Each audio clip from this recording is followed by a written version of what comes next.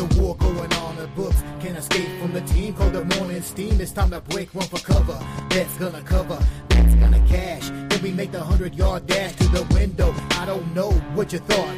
It's Ramon Scott, running so hot. Sports make money and we make money with sports money every single day. NFL, NHL, NCAA. Stay away from the juice, we might play a parlay. It's the morning steam, Ramon Scott, sports money. What? Wake your ass up and let's get to the money. Get to the money. You know how we do it.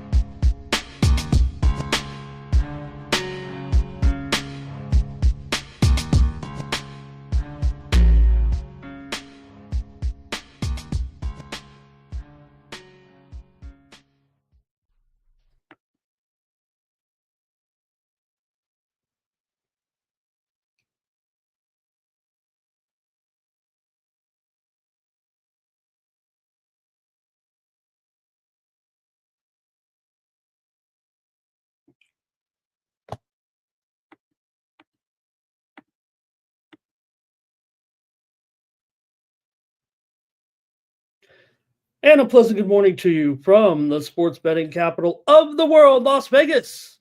This is Ramon Scott. Welcome to the Morning Steam Show for Monday, November the 18th.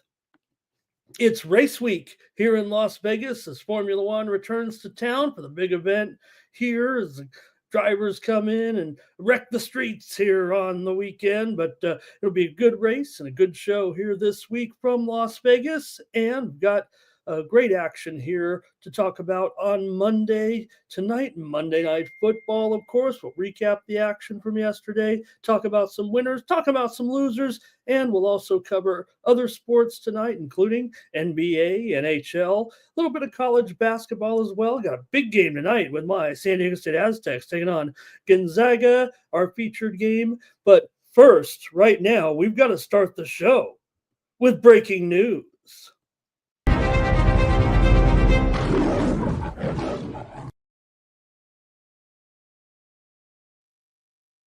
Well, it looks like the Danny Jones era is finally over in New York.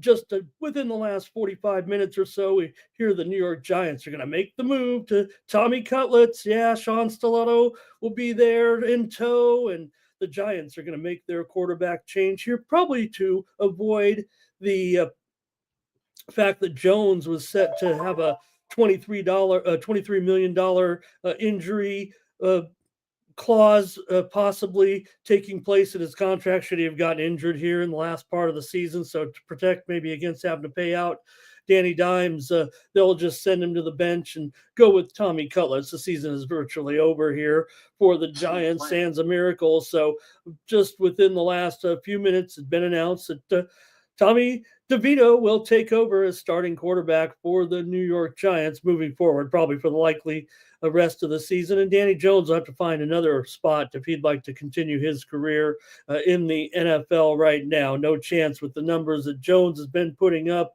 pretty dismal. I think the Giants are what do you have? 13 touchdowns and 10 interceptions or so this season. The Giants just not getting it going here.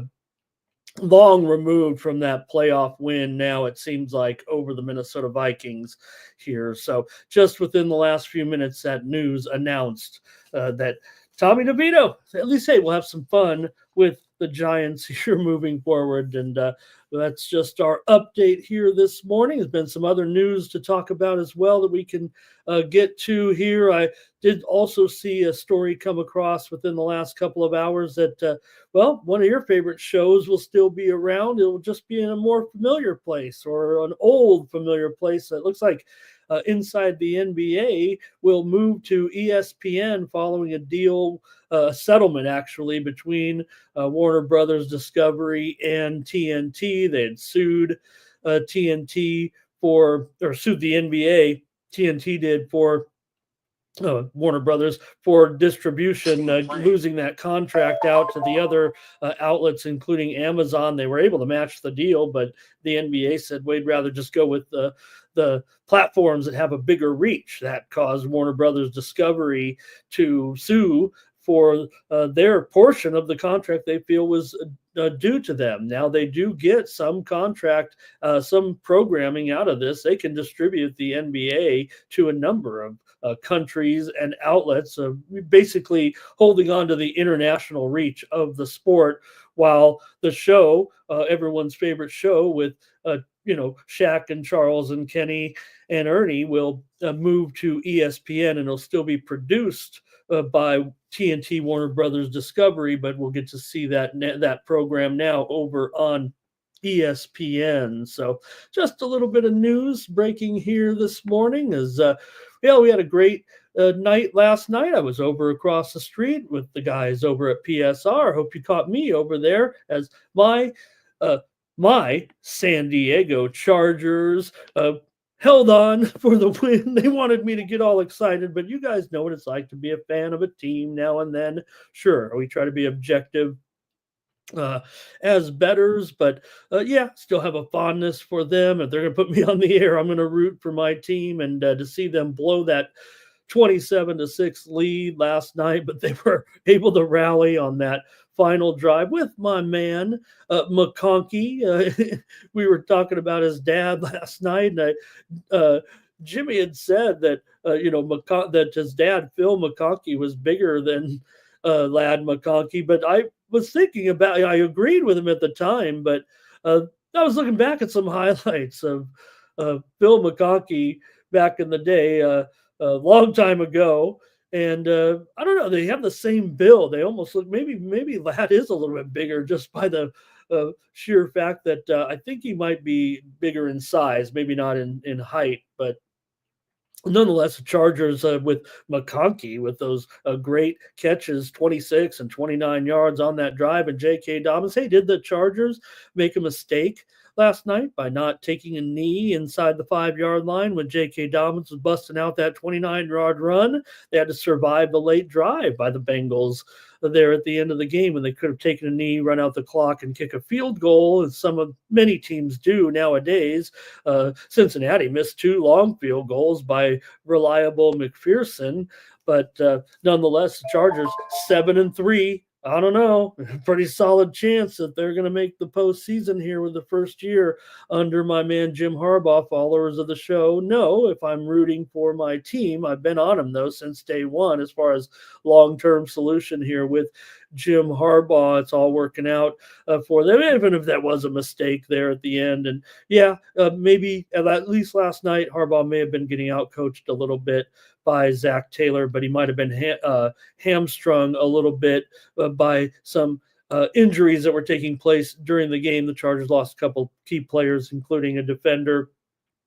But nonetheless, they opted to try for the pass in the second half, knowing that they were not going to probably do very well against the run, against one of the Bengals' strong suits in rush defense. The rest of their defense, not so good. So the Chargers said, well, let's pass against the weak pass defense, even with a big lead. But maybe that wasn't the right approach. Still, the Chargers, Herbert in the first half, he reeled off those I don't know what it was, 6 or 7 passes in a row of like 20 yards. I had mentioned at the time on the show, they were averaging 13.5 yards per play, but still there were 800 and almost 900 yards of total offense. Burrow, 3 touchdowns, 356 yards. I was trying to fade him last night, and Higgins, but the Bengals offense was there. The Chargers had their worst defensive game of the season, no doubt about it. Now, we did have the winner here on the show with the Chargers. I did go under, though, for my premium pick. Nonetheless, Chargers get the win last night. 17 plays of 10 yards or more, so their offense may have been their weakest portion, and maybe they're coming to life here, and maybe they could shake things up in the playoff picture. I want to say hello to everyone joining us here in the chat for the show. We're going to be here for probably 90 minutes, I figure, with today's card previewing the action for tonight. So let me just we'll talk a few more NFL games here, but let me get through the first round of hellos here on the show, because I want to remind everyone that we are 0 for 8 right now on the community parlay. I want to thank Joe for awesome contribution to the show yesterday. Wasn't that fun to have the percentages come up? We've seen other shows do it too, but man, on Sunday, right before the games, you get the pulse of a couple of dozen of our followers here, our group of handicappers, maybe sharing a like philosophy with me here. Maybe that's why you're here, as well as some breaking uh, breaking steam plays and all that. But to see those percentages now, how did we do yesterday with the team steam percentages? I'll say this: we didn't hit those parlays yesterday for Chosen One or for Bo Jackson, but we still went 4-1 on one of them, 2-1 on the other. So the team steam consensus was 6-2. Great job yesterday by our chat all stars. Hello, stars. Yesterday, well, we failed as a group with the Packers. We were about 75-20 there in the poll yesterday in that game against the Bears. We had Cleveland 44-33 percentage over the Saints. We had the Rams as a winner. Cleveland, that was a loser. I know Thomas is going to beat up on me there. He called it out. He said it would be a tough game for the Browns in that game, and no doubt they're really struggling here right now. But we had the Rams. You guys had the Rams. I said I was going to go with the Patriots on the show. You guys got the better of my pick there with the Rams busting out again. You guys had them 66-21. Ravens and Steelers. That was a 35 percentage draw, and the game was just as good, it felt like, and just as close yesterday. You guys had the Rams to rock, and so did I, as one of those consensus plays, right? Rams crushing the lowly Raiders right now. Also, we were not immune to laying those big points with the Lions over the Jaguars. Could we get the breaking news here any moment about Peterson? I think we've said that on the show for a couple of weeks in a row now. We also had the Vikings big time, right? Consensus play 74-18. So the consensus paid yesterday in the morning games, it felt like, for sure. Now, we did lose yesterday. I flipped the tables on the consensus in the Seahawks and 49ers game. We had a consensus play pretty heavy, 60-14, 49ers over the Seahawks. I said we should go with the Seahawks, but you guys, consensus was 49ers. That was the loser, actually, on the second parlay for Bo Jackson.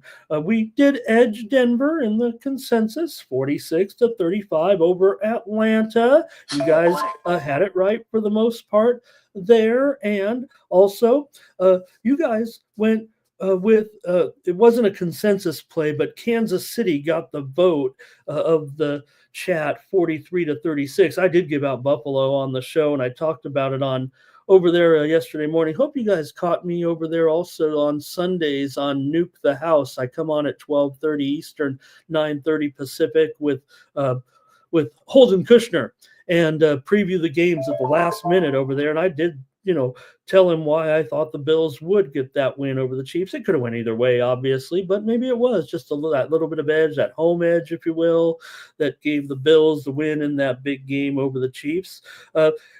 You guys went with Cincinnati last night. It wasn't a consensus play, but the percentages were 43-36. I said take the Chargers last night. I don't think I was rooting with my heart. I think if I'm coming on here and talking about my team, at least, I think if you watch the show, I'm pretty objective with this team, and we've been on them for the most part this year. It's been a good season. So I know my franchise has some problems, but hey, we also did have the Colts percentage-wise. It wasn't a consensus play, but I said take the Colts. 43% of you said take the Colts, only 31% were on the Jets in those games. So just hats off to you guys yesterday in those games.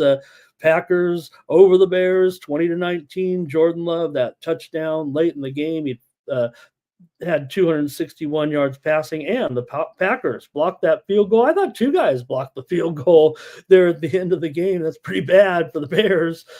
Caleb Williams, a little bit of resurgence. Look, it does feel like the panic is just set too far in on Caleb Williams for sure. There's just too many moments of good play to outweigh what is a rookie quarterback in the NFL. Yeah, the Bears are 4-6, and the offensive line has obviously never been fixed at this point. Good thing the guy's a little bit mobile. He had 70 yards rushing, 300 yards of total offense.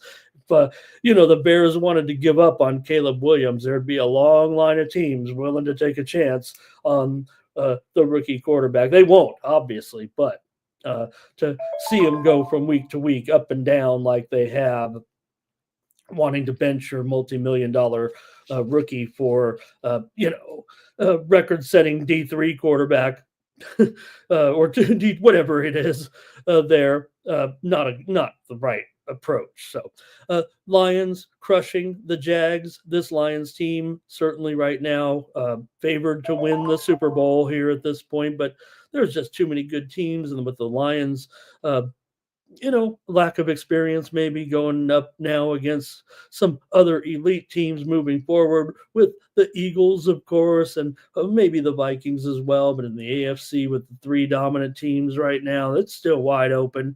You might be able to find some good value on some other teams here. It doesn't feel like the Lions anymore are any value. They're having their best season in 90 years right now. So can you believe that? The Vikings did drub the Titans, as we said, 23-13. Darnold, 250 yards and 2 touchdowns. Jordan Addison had that big play. The Vikings kept sacking the Titans, and the Titans were having a hissy fit on the sidelines. Nick Akine had that 98-yard touchdown. Man, that was cool. But Minnesota 8-2, Tennessee 2-8. Minnesota got that money. Raiders took it on the chin here again on the road here, but we got that as our local game here in Las Vegas. 288 yards, 3 touchdowns. Consider the opposition, but Jonnu Smith, a big touchdown. Gardner Minshew, 282 yards, showing some of the vulnerabilities, I think, of Miami more. But the big story was Brock Bowers. He's now all of a sudden like a record-setting tight end. There is hope for the Raiders. You look at those receivers that that Minshew gets to throw to with Bowers in there, and other emerging receivers as well. There's some future to it, but they've got so many other issues. Colts over the Jets. Yeah, we had them here. I was on Nuke the House, and I said, we did say the Colts here take the points. On Nuke the House, I did say Colts outright to win that game. They get it done. Another situation, Anthony Richardson, not a quarterback I don't think you want to give up on. I don't know if 2 weeks is long enough to fix the mentality of someone that maybe not has the work ethic or the discipline to be a true leader. But I think if you could try to instill something in someone, he has the physical tools. 270 yards, 2 touchdowns, and that fourth quarter TD run was spectacular. Aaron Rodgers, boring, 184 yards, did have 2 touchdowns. Jets are done. Ski, if they weren't already. Ravens lose, of course, to the Steelers in that thriller yesterday. No doubt if an 18-16 game could be a thriller, that was it. The Steelers with 6 field goals, but the defense, interception, 2 fumble recoveries, 3 sacks. They just did it all, and they held the Ravens 4 of 12 on third down, stopped that 2-point conversion at the end of the game. The Ravens had penalty problems big time. They missed 2 field goals between McPherson and Tucker and the rest of the kickers too, but these guys are going haywire all of a sudden, missing those field goals. Baltimore 7-4, Pittsburgh 8-2. It's going to be Baltimore going to have to wind their way on the road, it looks like, in the playoffs, unless they can put a move here on the Steelers. There may be some letdown in the Steelers' future, but can you believe the Steelers? We had question marks. I will say this, and I remember quoting it on the show right before the season, or within the first week anyway, when they were talking about Wilson in Pittsburgh and Fields, right? With Fields starting there early, and yeah, Wilson wasn't necessarily ready to go, right? But remember what Bill Belichick said. And Bill Belichick could be the next. Could we see him in Jacksonville, or they just keep saying that every week? Uh, he said he thought the Steelers had the best quarterbacking duo or the best quarterbacking situation, I think is what he put it. The Steelers had the best quarterbacking situation in the league. So just take it from someone who knows, maybe there, Belichick, and we see what Wilson has done. Yeah, it wasn't great yesterday, 200 yards passing, but Jackson had just 200 yards as well. And we talked about it, right, as far as, yeah, these teams are good. Yeah, Baltimore has a ton of overs, but when the Steelers play the Ravens, you just take the dog and the under, and just who cares about anything else? So, hey, how about the Denver Broncos? I swear I'm on this team every week, Dave Dickens, if you're out there. And, well, I did bet them yesterday, but we gave out the under as the winner on the show. But Bo Nix, mistake free Bo Nix for sure, it seems like right now. Man, the guy's just solid. 300 yards, 4 touchdowns, 10 receivers caught passes. He easily outdueled Kirk Cousins, who's falling fast here. Just a interception, fumble. He was sacked 4 times. Denver, definitely very promising still here and well alive here at 6-5. Falcons 6-5, but they're going to still be battling the Bucks here, obviously. Hey, Seattle, yeah, I said take Seattle. You guys said take the Niners, but Gino, pretty good game. He had that run with 12 seconds left. It was a nice, thrilling game, but again, maybe you talk about, I had the premium pick on the under in that game. It seems like these two teams are also grinding out games together here the last few years. Both teams 5-5 in that mix of a bad division at this point in the NFC West, with the Niners obviously having a little bit of a down year here right now. Look, McCaffrey's been back a couple of weeks, but they haven't quite got it going. He still had 100 all-purpose yards. Brock Purdy just 152 yards passing. Geno 220, and the Seahawks win. All right, that was a great game yesterday afternoon. Maybe there shouldn't have been more than 3 games, so we could focus our attention on that great Chiefs-Bills game. I just said that, you can't win them all, right? And this has got to be the toughest game on the schedule for the Chiefs. Yeah, they have another tough one too against, I believe, the Ravens coming up soon. But Josh Allen, the way he took off on that play, man, that's MVP right there, right now. Josh Allen, it feels like, with that run, boy, the speed, right? You just needed him to get a few yards, it seemed like, to be able to set up at least for a field goal that would put him up by what was it at the time, to get more than a field goal lead anyway. But he took off running, man. Such good speed there. He had 320 yards of total offense. The wide receivers had a big day too, and they were without Keon Coleman, but they had Shakir and Samuels. So Patrick Mahomes, 200 yards, but 2 interceptions, 3 sacks, and both teams in line. So, all right. We'll see tonight, Texans and the Cowboys tonight. We'll preview it in just a moment. Let me say hello to everybody. We'll see what Dallas does. Hey, could there be some path here at the end of the season for Deion Sanders to end up as the head coach of the Dallas Cowboys next season with Shedeur Sanders in tow, or some other combination of Hunter and Sanders? The Cowboys continue to lose right now. Yeah, maybe one of those guys could go topped in the draft, but could we see a deal with Jerry to bring that whole situation there? No doubt, a man probably willing to gamble at this point to turn things around down there. Sir Mackey, good morning and hello. He's got the McGriddles. I'm not about the McGriddles. I just want to have a McMuffin. I think the taste of the McGriddle takes away from the sausage and the cheese. Hey, everyone, and welcome to introduce my right-hand man. He's my Ed McMahon, Thomas Lewis. Good morning, and like this video, subscribe to our channel, Sports Money Network, here on YouTube, the fastest growing sports betting channel on YouTube. And we got great programming coming up this week, of course. Want to say hello. Morgan Spooner's already talking college basketball here. We got an interesting card. I've only picked a couple of games really to look at today. On the good schedule, not a lot of big matchups here. But again, my team playing tonight.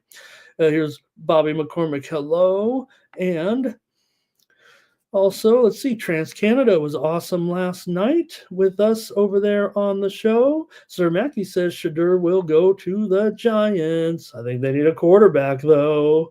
And so they will maybe get that opportunity with Shadur. But like I said, could Dallas try to do something? Obi with that hat trick last night, wrapped up with that late goal there. That was awesome for Obi. I was on the air watching that one live when he did it, and my jaw dropped, and I yelled it out. We were covering a football game. But Billy Mack here today. Nice to see you. He loved the. And here's the thing, right? They were really disappointed over there. I sang the three verses of the song when the Chargers won the game. I was out of emotion. I couldn't even sing the song because it was a little bit anticlimactic, right? To have a big lead and I'm all goofing off and singing the song and everything, to see the Bengals come back and the Chargers were charging, but the Bengals bungled in the end. So thanks, Billy Mack. And also, let's see here. I want to just say hello. A few more people here in the chat, and want to see who else is coming along here today with, let's see here. AOD here is in the house. Nice to see you. And Lando. All right. Nice to have Lando in here. Irish King is here today. Cliff Lloyd as well. Hey, we've got some steam rolling in here right now. I probably should take a moment. Curtis is here today. Hello, hello. Let's take a look at some of these moves here right now. With, let's see, let's go to it. College basketball here. University of Pacific tonight. We're seeing some steam here right now with UOP taking 23 or so, call it 22 here right now. We've already seen steam to the over in this game tonight with Pacific and Arkansas, but right now they're taking Pacific and they've already taken over in this one. Interesting, these two teams have had some unders already, I believe. Also, we saw some NFL steam here within the last couple of minutes on the Arizona Cardinals here next week. They're in a closely rated game, probably a pick 'em here right now with Seattle. It was maybe Seattle -1, but it's pick 'em right now. A little bit of a move on Arizona on the road against Seattle in a pick 'em game. Seattle obviously looked pretty good yesterday. And Montana here taking some steam right now in college basketball. In their matchup here, Montana tonight's taking on Utah State. Already seen a lot of handicapper support for Utah State, but Montana's taking the action here right now. It was 19 and a half or so, but right now it looks like it's going down to 18 and a half here with some steam on Montana against Utah State today. Also, we got a couple more here. Auburn took some heat here from in their matchup with North Alabama. Auburn was -27. They're at least -28, I think, pretty much everywhere at this point. Also, SMU. This might be our college basketball coverage here on this rather bare schedule in a way.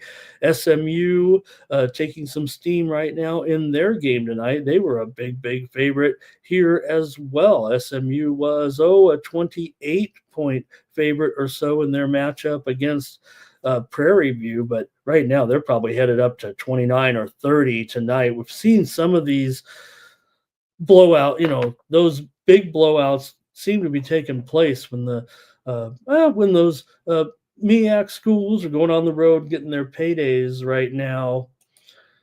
George Washington also, man, we've been hot here on getting ready for the show. It was 20 and a half, probably up to 21 or more here against NJIT today. And Howard also took steam against Florida International on the road. And Howard right now, down probably under 3, or Florida National, the favorite, 4 or maybe 3 now, as Howard took the steam. All right. Let me say hello to a few more guests that came in. We'll get ready with the show. Kind of taking it easy, though. We're so hectic on the weekend. I like to have a little bit of relaxing. I know we want to get to the previews as quickly as possible, but it is only 6:40 in the morning here on the West Coast. So I guess I'm in no hurry, but I thank you guys for coming in. You guys know the deal. Come in later. Remember, please comment in the chat if you would like to be entered in our drawing here for the consensus parlay. We're 0-8 so far. We've had 2-teamers, we've had 3-teamers, we've had 7-teamers. Haven't hit one yet. Hopefully I'll be able to send somebody. Make sure if you do win, you got one of those. I know we all have some type of app. I think I'm hooked up on all of them. I'll send it to you directly.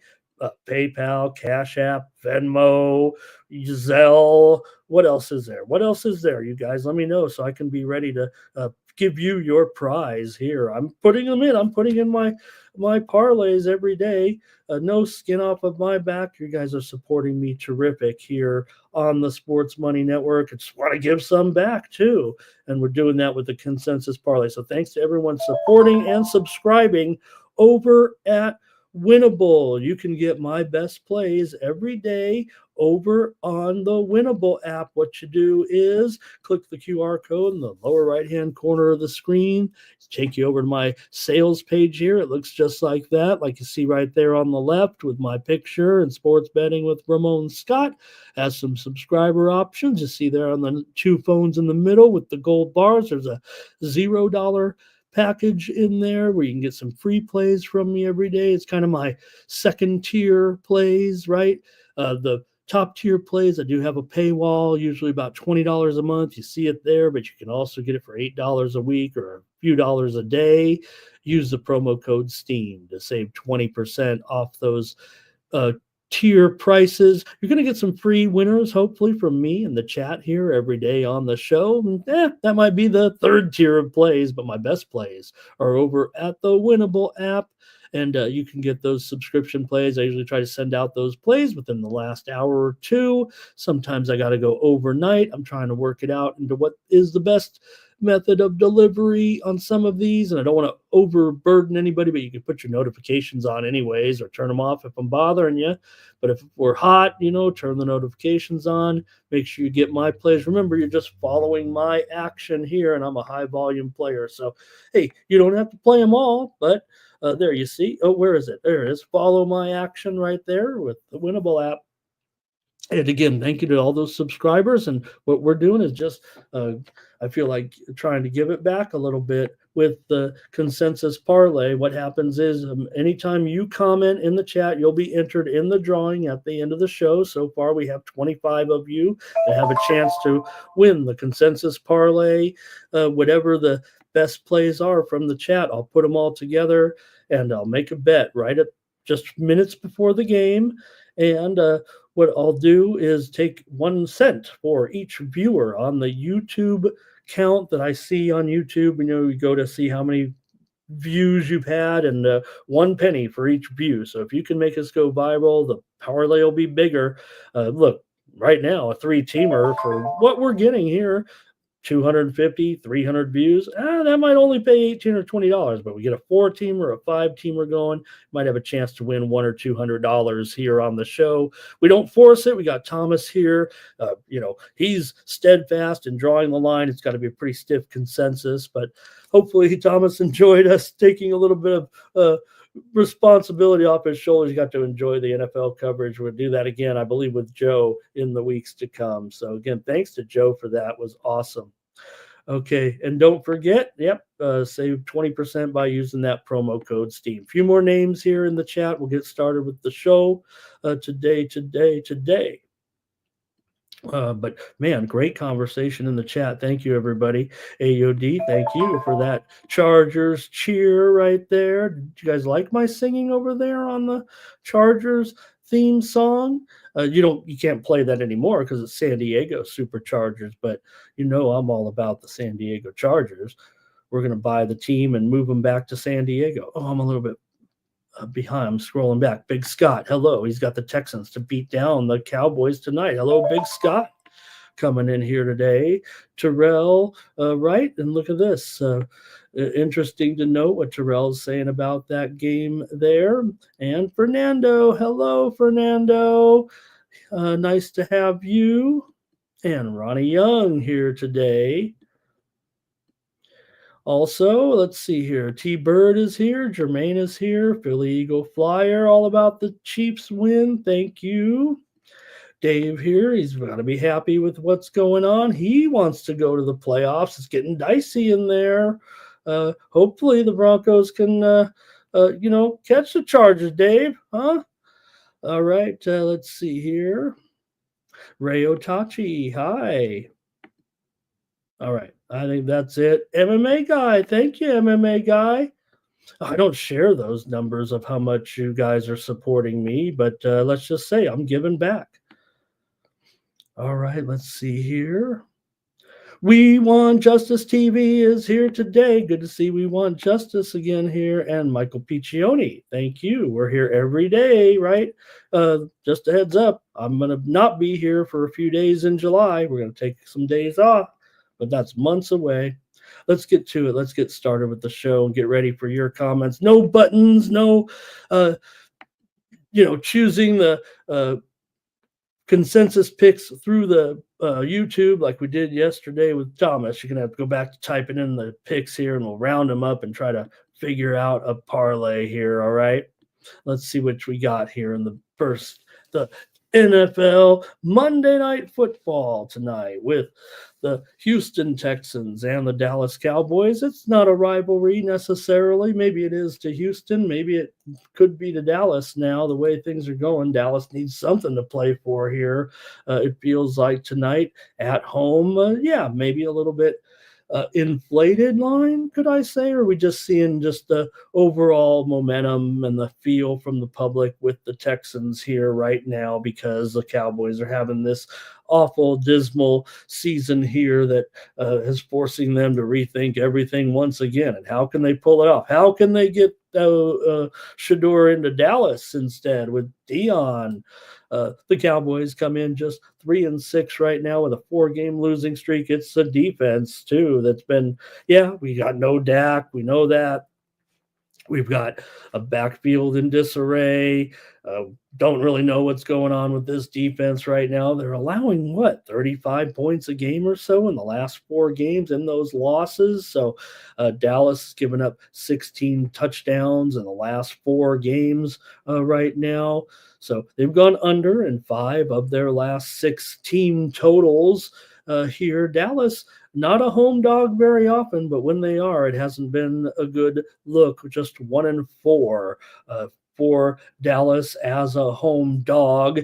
Cooper Rush, he is a winning quarterback in his career, 5-2. Maybe that was a different time, right? He had to step in on just like now, on an injury situation. But at that time, Dallas was in a better place in 2022 when Rush had to rush into the starting lineup. So Dallas has gone 3-1 at home so far this season. They are 8-5 their last 13 non-conference games. Dallas has beaten the Texans 4 out of the last 5 meetings, but again, these teams only meet once every few years right now. Dallas 3-2 in those 5 games. The Texans have lost the last 3 trips in the last decade or so into Juror's World by 3 points, 4 points, and by 28 points, but they've closed the gap here each time, and now they're the better team coming into this one. 5 of the last 6 meetings between these 2 teams have gone under, so you guys can come at it right now. We might have a chance to take a look at some players tonight and see who you like as well in prop land, huh? All right, let's go to the chat and see what we got. I have a feeling that maybe it'll be all Texans, but it is, the line probably is a little bit too high, but what are you going to do? I mean, you're going to ride with the Cowboys and Here's Thomas starting us off. He's on Texas. Dave does not like Cooper Rush. He doesn't like quarterbacks that are 5-2 in their NFL career. Texans for Curtis. And let's see here. And Jerry Jones, I think what Jerry, what was he? He was a lineman, I think, back in his day with playing at Arkansas. Thomas says Texans. What's this? First half, 13 get the win.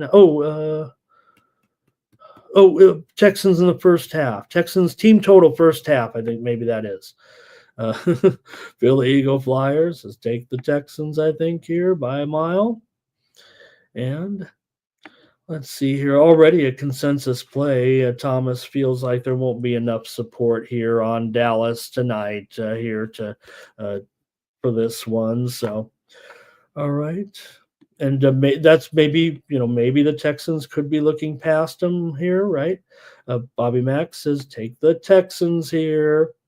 Some prop action from Jermaine here in this one. I think if I look at this one, certainly a bad matchup for Dallas. It feels like with the running game here tonight against the Texans, I would have them certainly right now.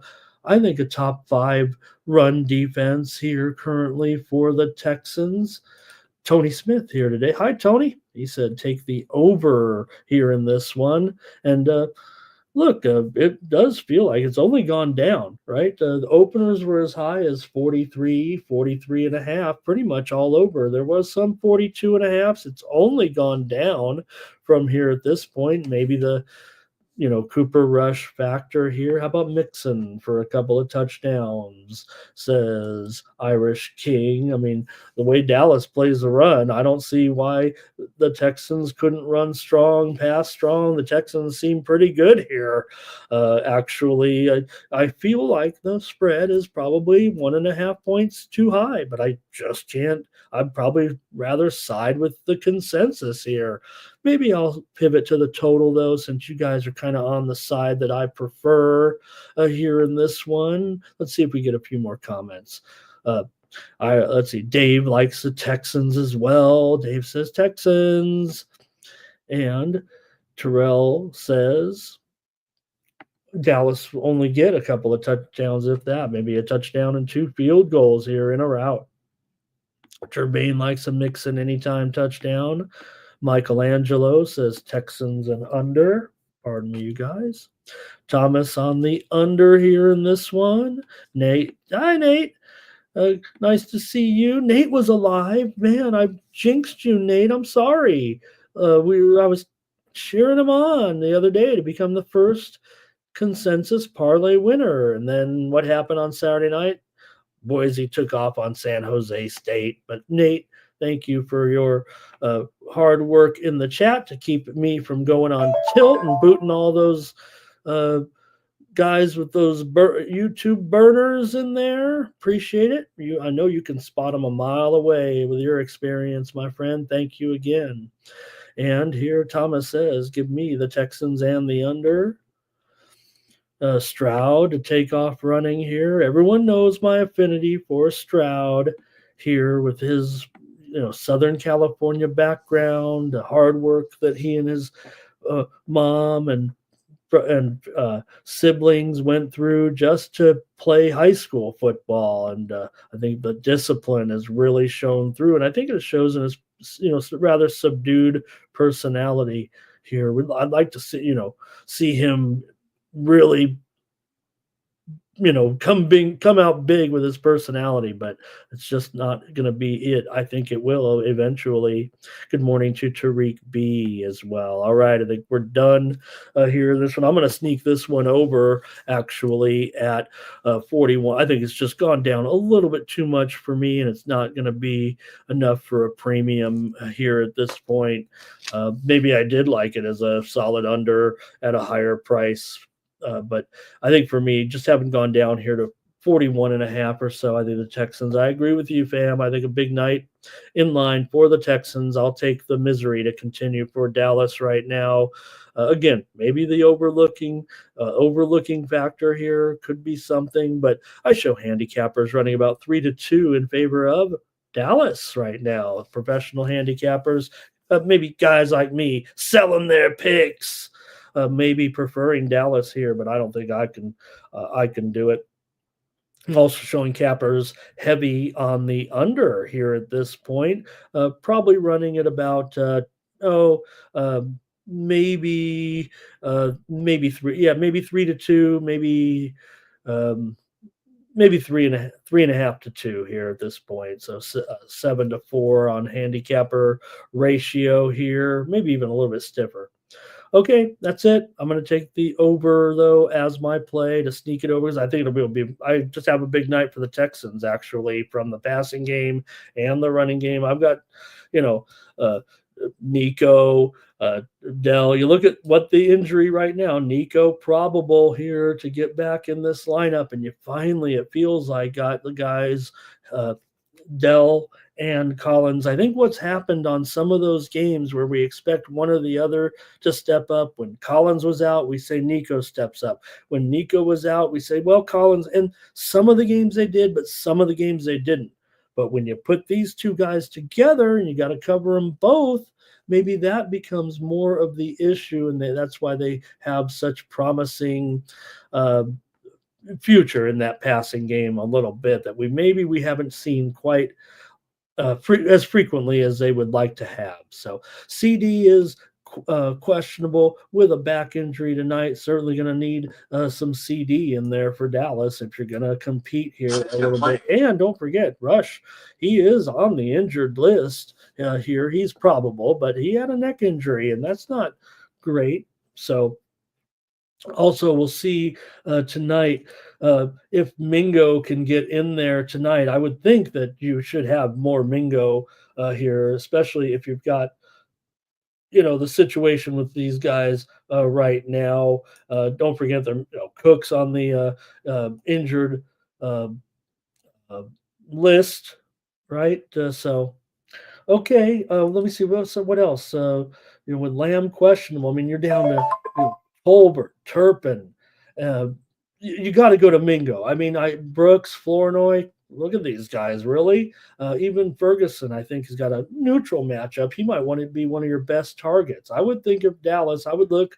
I think Cooper Rush is going to feel the pressure. I think Cooper Rush will do some running tonight and try to make things happen. He may actually end up with some decent numbers because he might be able to scramble out and run the ball. But who's he going to get it to here if CD, who's already got a kind of a neutral matchup, in my opinion, if he's slowed at all? I mean, I don't think Tolbert has a great matchup. Maybe depth-wise, Dallas can have a little bit of passing success if the Texans are in the lead, but man, with Mixon, more Pierce too as well. So Jermaine also does not like starting quarterbacks with a 5-2 record. And Terrell says any quarterback could have led that Dallas team at that time. Right on, you guys. Hey, I'm just trying to sell this game. It's a 7-point spread here tonight, you guys.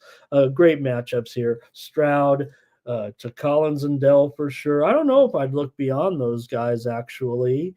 And Philly Eagle Flyer going out to the hockey game tonight. Thank you, Philly Eagle Flyer. Great numbers there on your game with the Flyers tonight.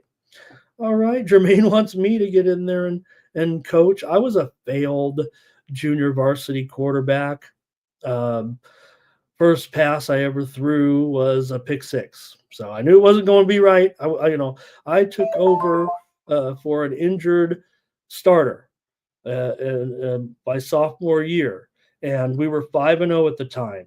And we finished 8-1-1. So I mean, we were just handing the ball off anyways. Nobody wanted me pass. I probably threw 5 passes a game, and none of them were any good. I could barely take the snap. But of course, with my brain, okay, we're going to be, you have a little bit more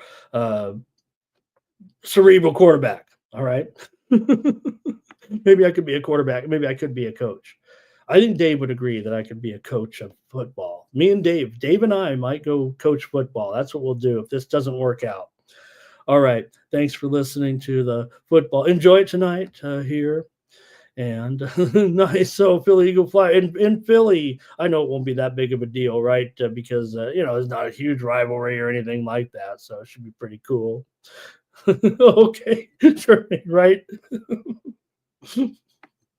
I am trying to convince you Cooper Rush is okay. Hey, the Dallas Cowboys think he's okay to go in there tonight. All right, you guys, cool. Let's move on. We got NBA tonight on the eve of another day of uh, NBA Cup.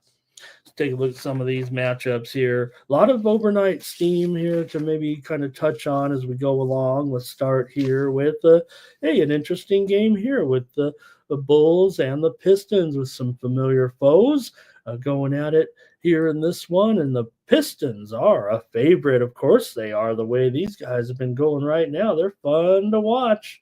Here, it's been a steady progression here. It feels like for the Pistons, right? Kind of building a young team, suffering through a lot of, tough games, just trying to build something here again in Detroit because it's been so many years since this team has had any success. And hey, I think it's paying off here right now. A 7-8 record with this young team. You figure they're only going to continue to improve. They're better than the Bulls right now.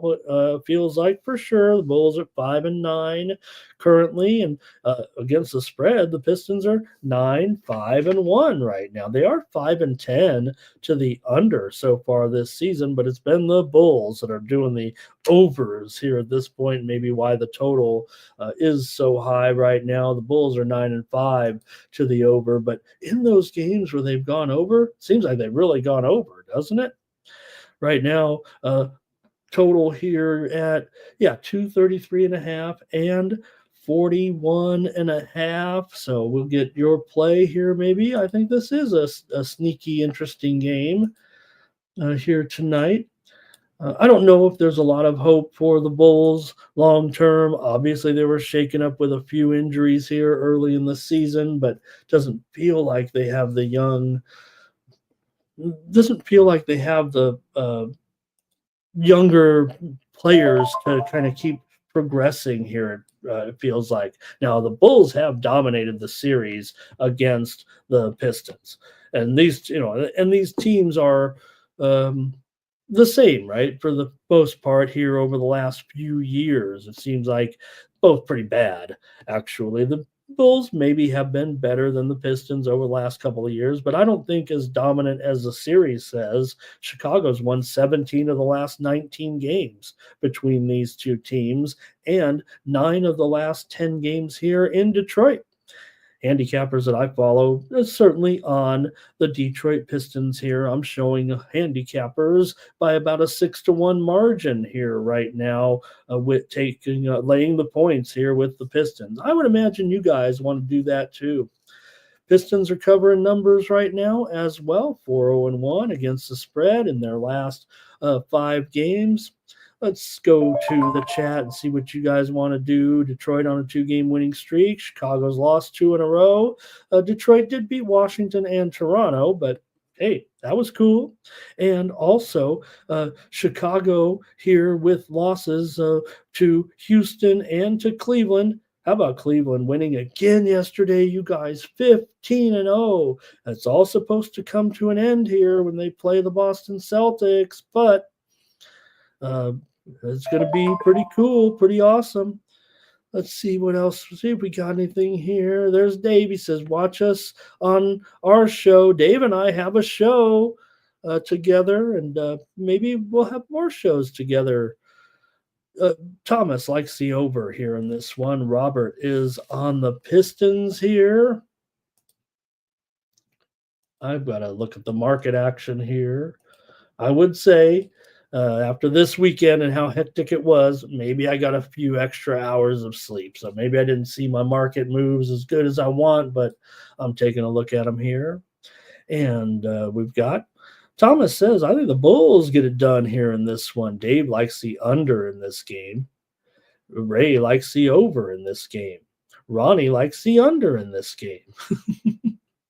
Jake says take Cade to get over in his props, right? There's no Cades on the Bulls. It seems like it's the young players on the Pistons that are the exciting guys, right? That are making this franchise move forward here a little bit. Tariq is on the Pistons here right now and Thomas says the Bulls have had tough. Look, they played Houston, Cleveland, Knicks, right? They've had a little bit of a tough road, a tough schedule here. All right.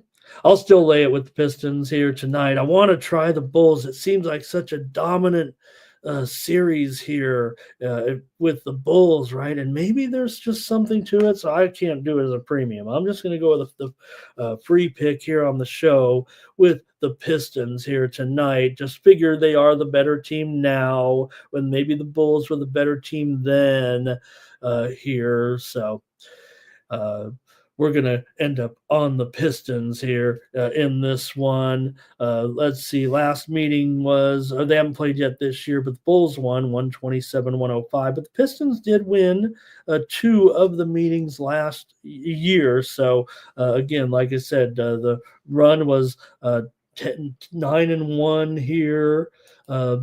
17-2 overall, and those 2 came last year. So even before that, man, it was all Chicago. All right, that'll do it for that one. Let me move on. Looks like you guys are done, and we're underway here on the show. Wizards and the Knicks tonight. Big spread, but again, the Wizards have been, deceptive here in some of their success.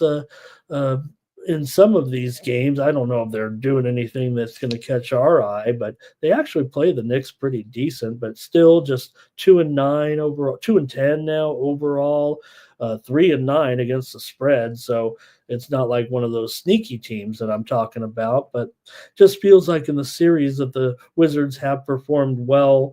It's hard to remember now because they haven't won in 2 weeks, but the total here at 232, the widely reported steam was on the Knicks, and it was on the over as well in this game. This series does have a tendency, let me see right now, to go under, I think, with these 2 teams. 5 of the last 6 meetings between these 2 teams have gone under. The Knicks have won 5 straight games against the I almost said Bullets.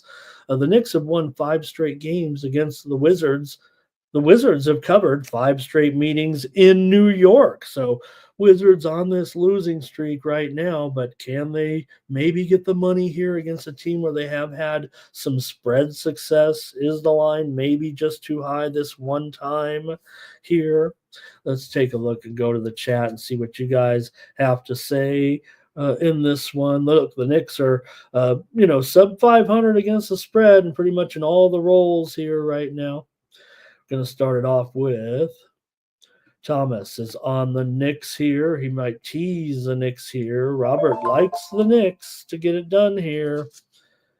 And Gravy here. Nice to see you today. He's ready to bet in Missouri where they passed it on the ballot. So another state goes. You know what state isn't going to have sports betting anytime soon? California. All right.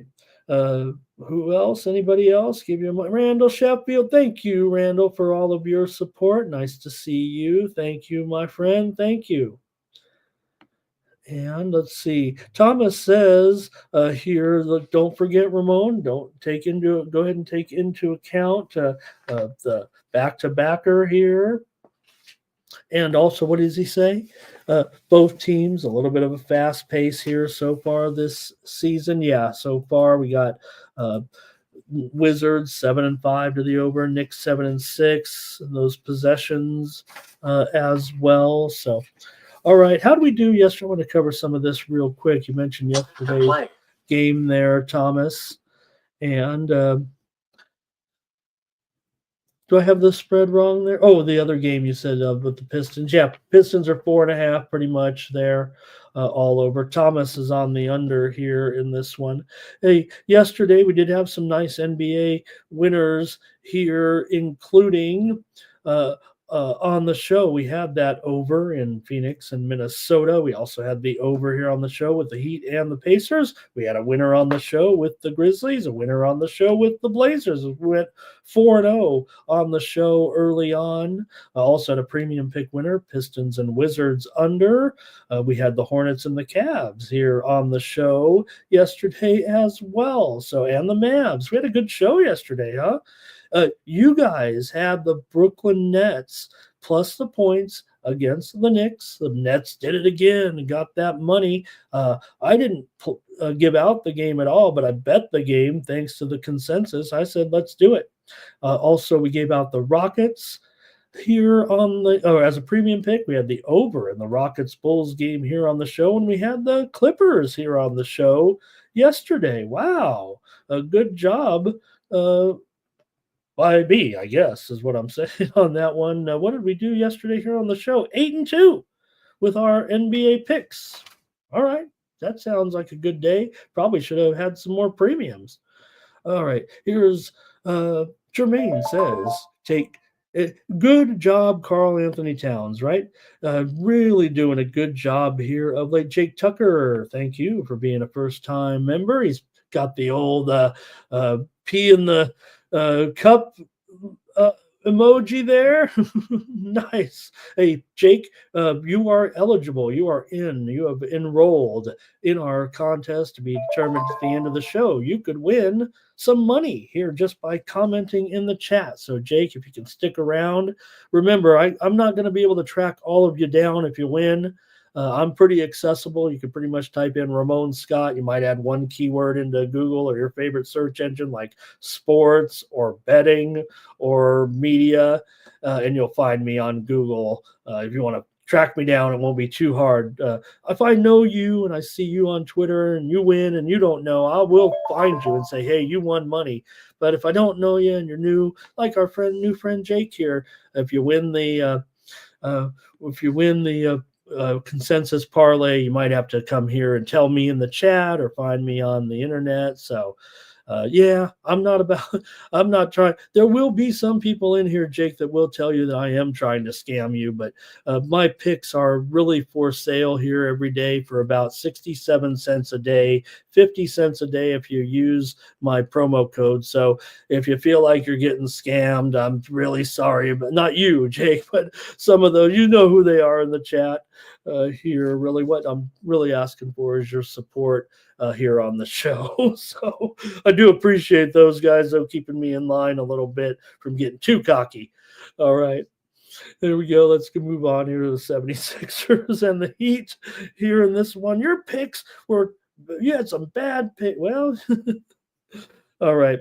Hey, let's take a look, though, here right now at 76ers and the Heat. You got the Heat favored in this one by 3, and the total at 213. The widely reported steam did come in on the under in this game. The Sixers, it's been a disaster. Doesn't seem to be any hope here in sight. It feels like right now 2-10, 3-9 against the spread. So it's not like it's getting any better here right now.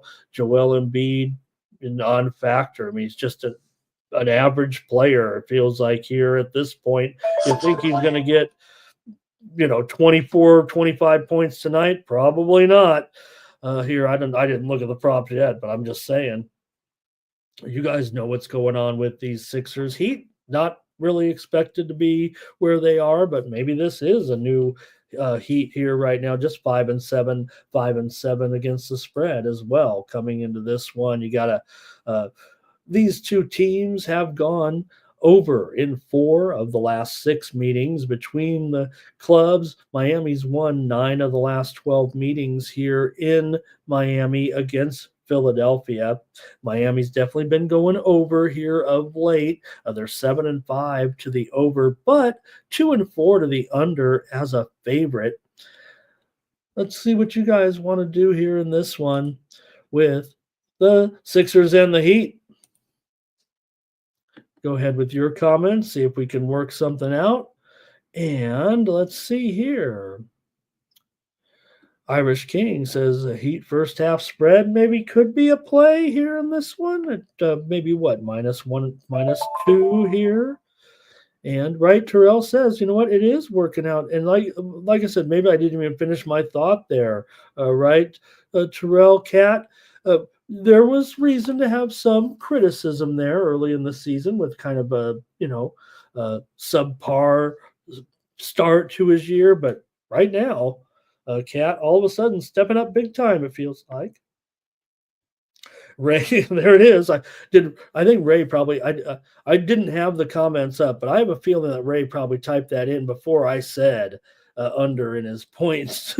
Knowing Ray, good call there, Ray. All right, and Gravy there. Hey, let's see who else got some plays here.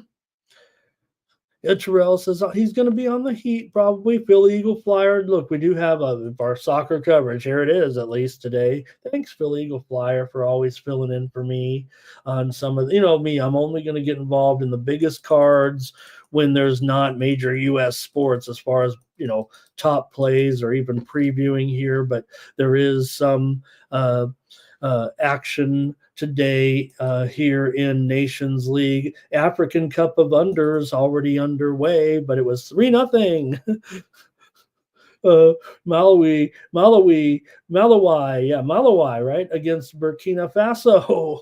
They scored 3 goals. That went way over the 2. All right. Let's see here. Bobby Mack going to be on the Heat here in this one. And Thomas is going to take the over here. Maybe Embiid can. What could we do with Embiid? I would say let him rest when he needs to rest, but Dave probably going with the Heat here. Sancho here today as well. And let's see what else we've got. All right, I think that's going to be, well, I better make a pick here myself here, I feel like. In this one, I'll try the Knicks for a blowout here. Look, I respect the season series, and maybe that's part of, what did I say? Oh, did I not make my play, you guys, on the Sixers and on the Wizards and the Knicks? And you guys let it slip by? Usually you're like, Ramon, what did you have? Let me make it clear, though. I'm going with the Knicks in the game against the Wizards.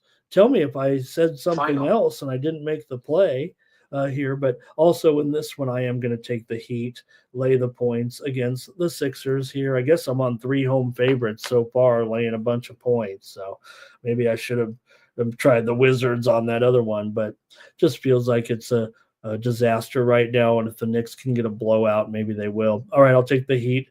I'll take the Heat for not giving out my plays, and I'll take the Heat in this one. All right, here's the Pacers taking on the Raptors, with the Pacers on the road here in this one, a 4-point favorite here right now, and the total is 233 and maybe 233.5 here in this one. The widely reported steam did come in on the under. This one opened as high as 236.5, 237 here at some spots, and we're all the way down here to 233.5. This series has been an over series between the Pacers and the Raptors. 5 of the last 6 meetings between these two teams have gone over, and Toronto's been a pretty big over, I think, so far, probably because they have they can't stop anybody from scoring.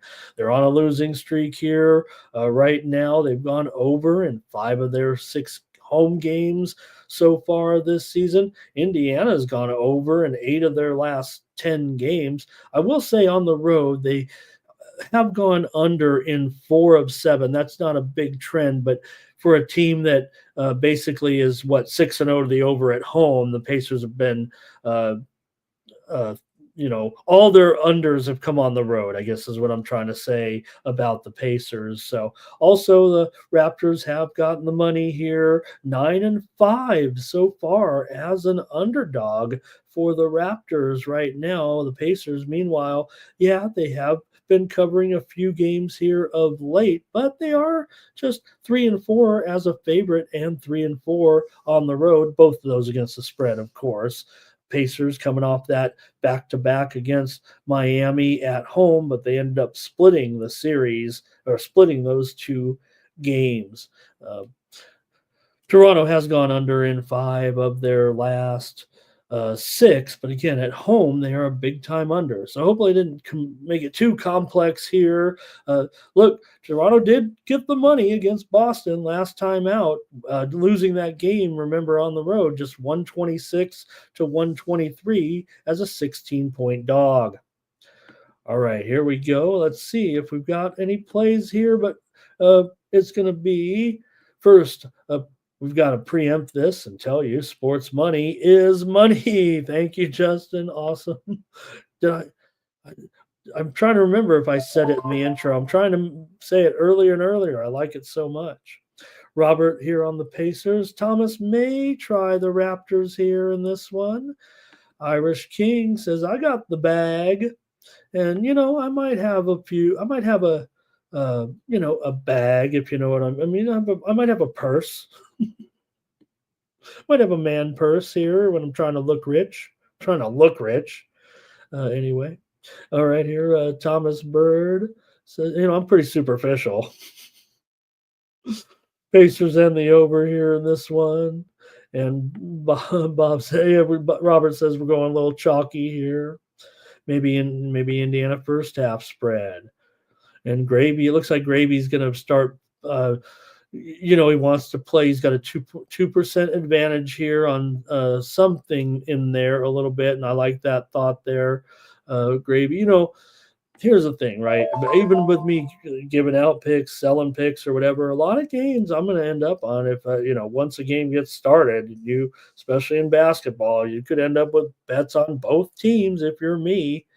But again, I'm into the live betting. I'm into making the profit. I can't sit here all day uh, waiting for the line to move, but Gravy's got it going on. So, all right, I'm taking the Raptors here. I feel like it's my freemium in this one. I'm taking another home team, but I got to take these points anytime you're seeing a team like the Raptors here.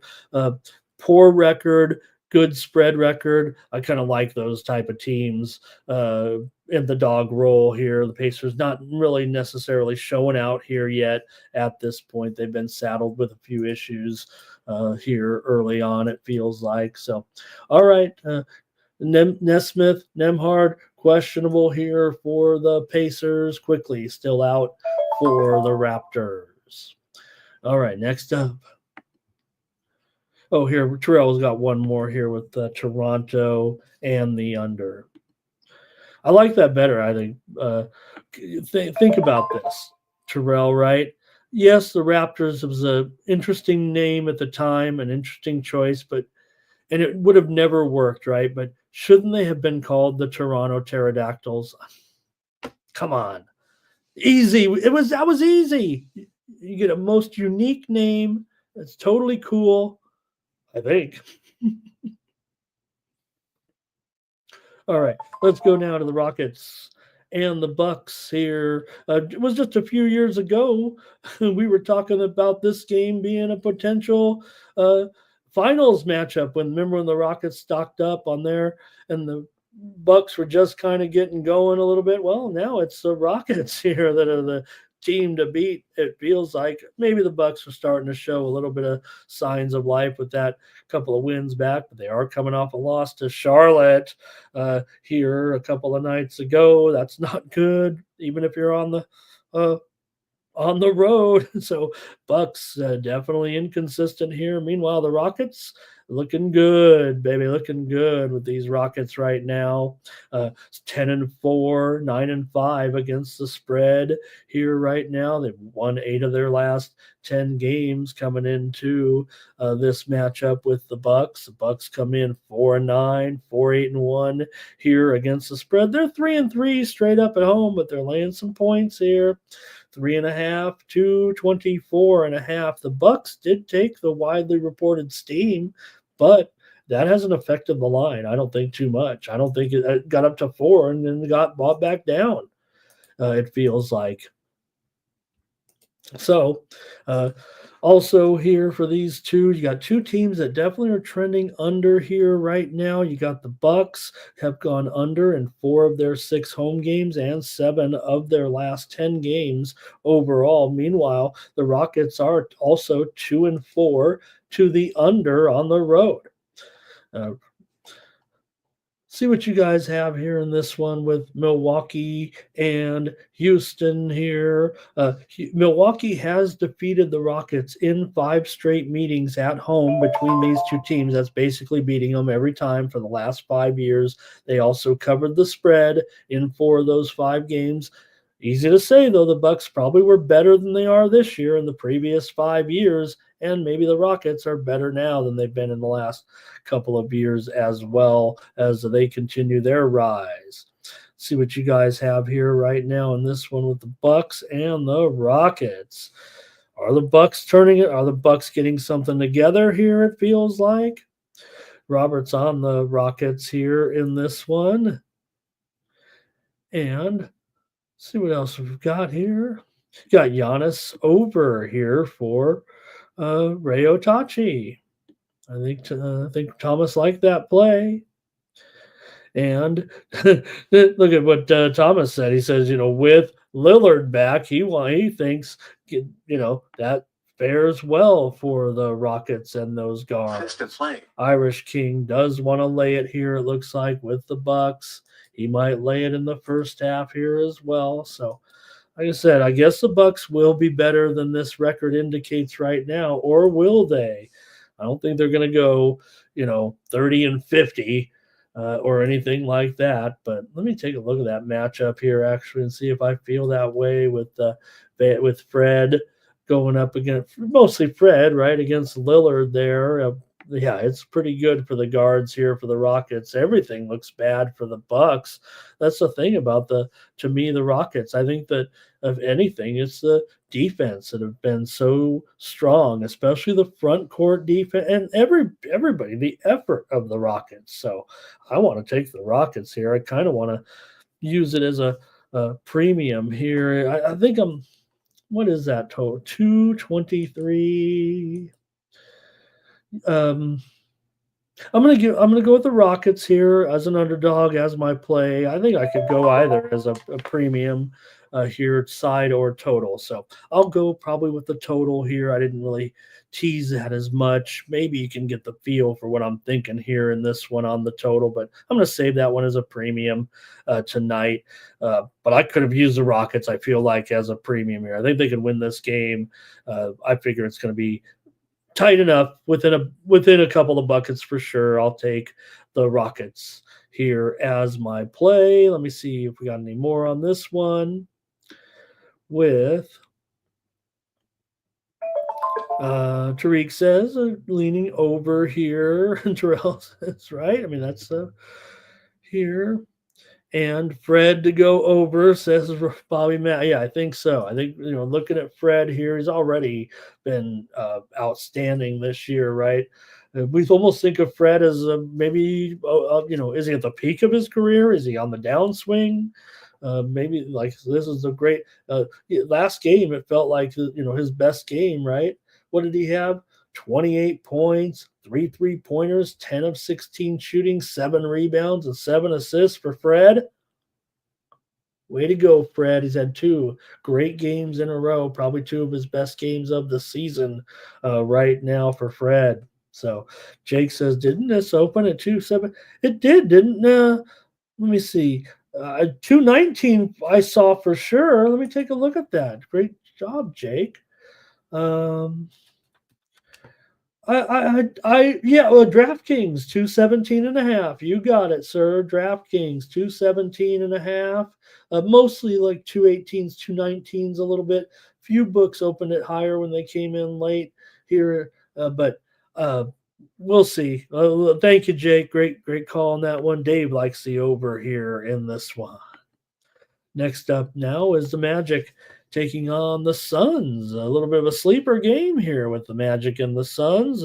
Magic trying to life without Paolo hasn't been terrible. They've continued these winning ways right now. And I think that just shows where the Magic are right now, being able to survive and thrive without their superstar in the lineup. I don't think that's a stretch with Bancaro the way he was playing. So we'll stop talking about him here for the time being because the Magic continue to play well without him. Yeah, they played the Sixers, they played the Pacers, they played the Hornets, they played the Wizards. I get it, but you got to learn and feel it out. How are you going to get by here moving forward without Bancaro? And look at the line. In fact, it's even gone higher than this one right now. Now, there is some concerns on the Phoenix side. I mean, obviously, with KD out here right now and Beal obviously out as well. We told you he was hurt. So Wendell Carter is going to miss again here for the Magic. It's been a couple of weeks now, right? No,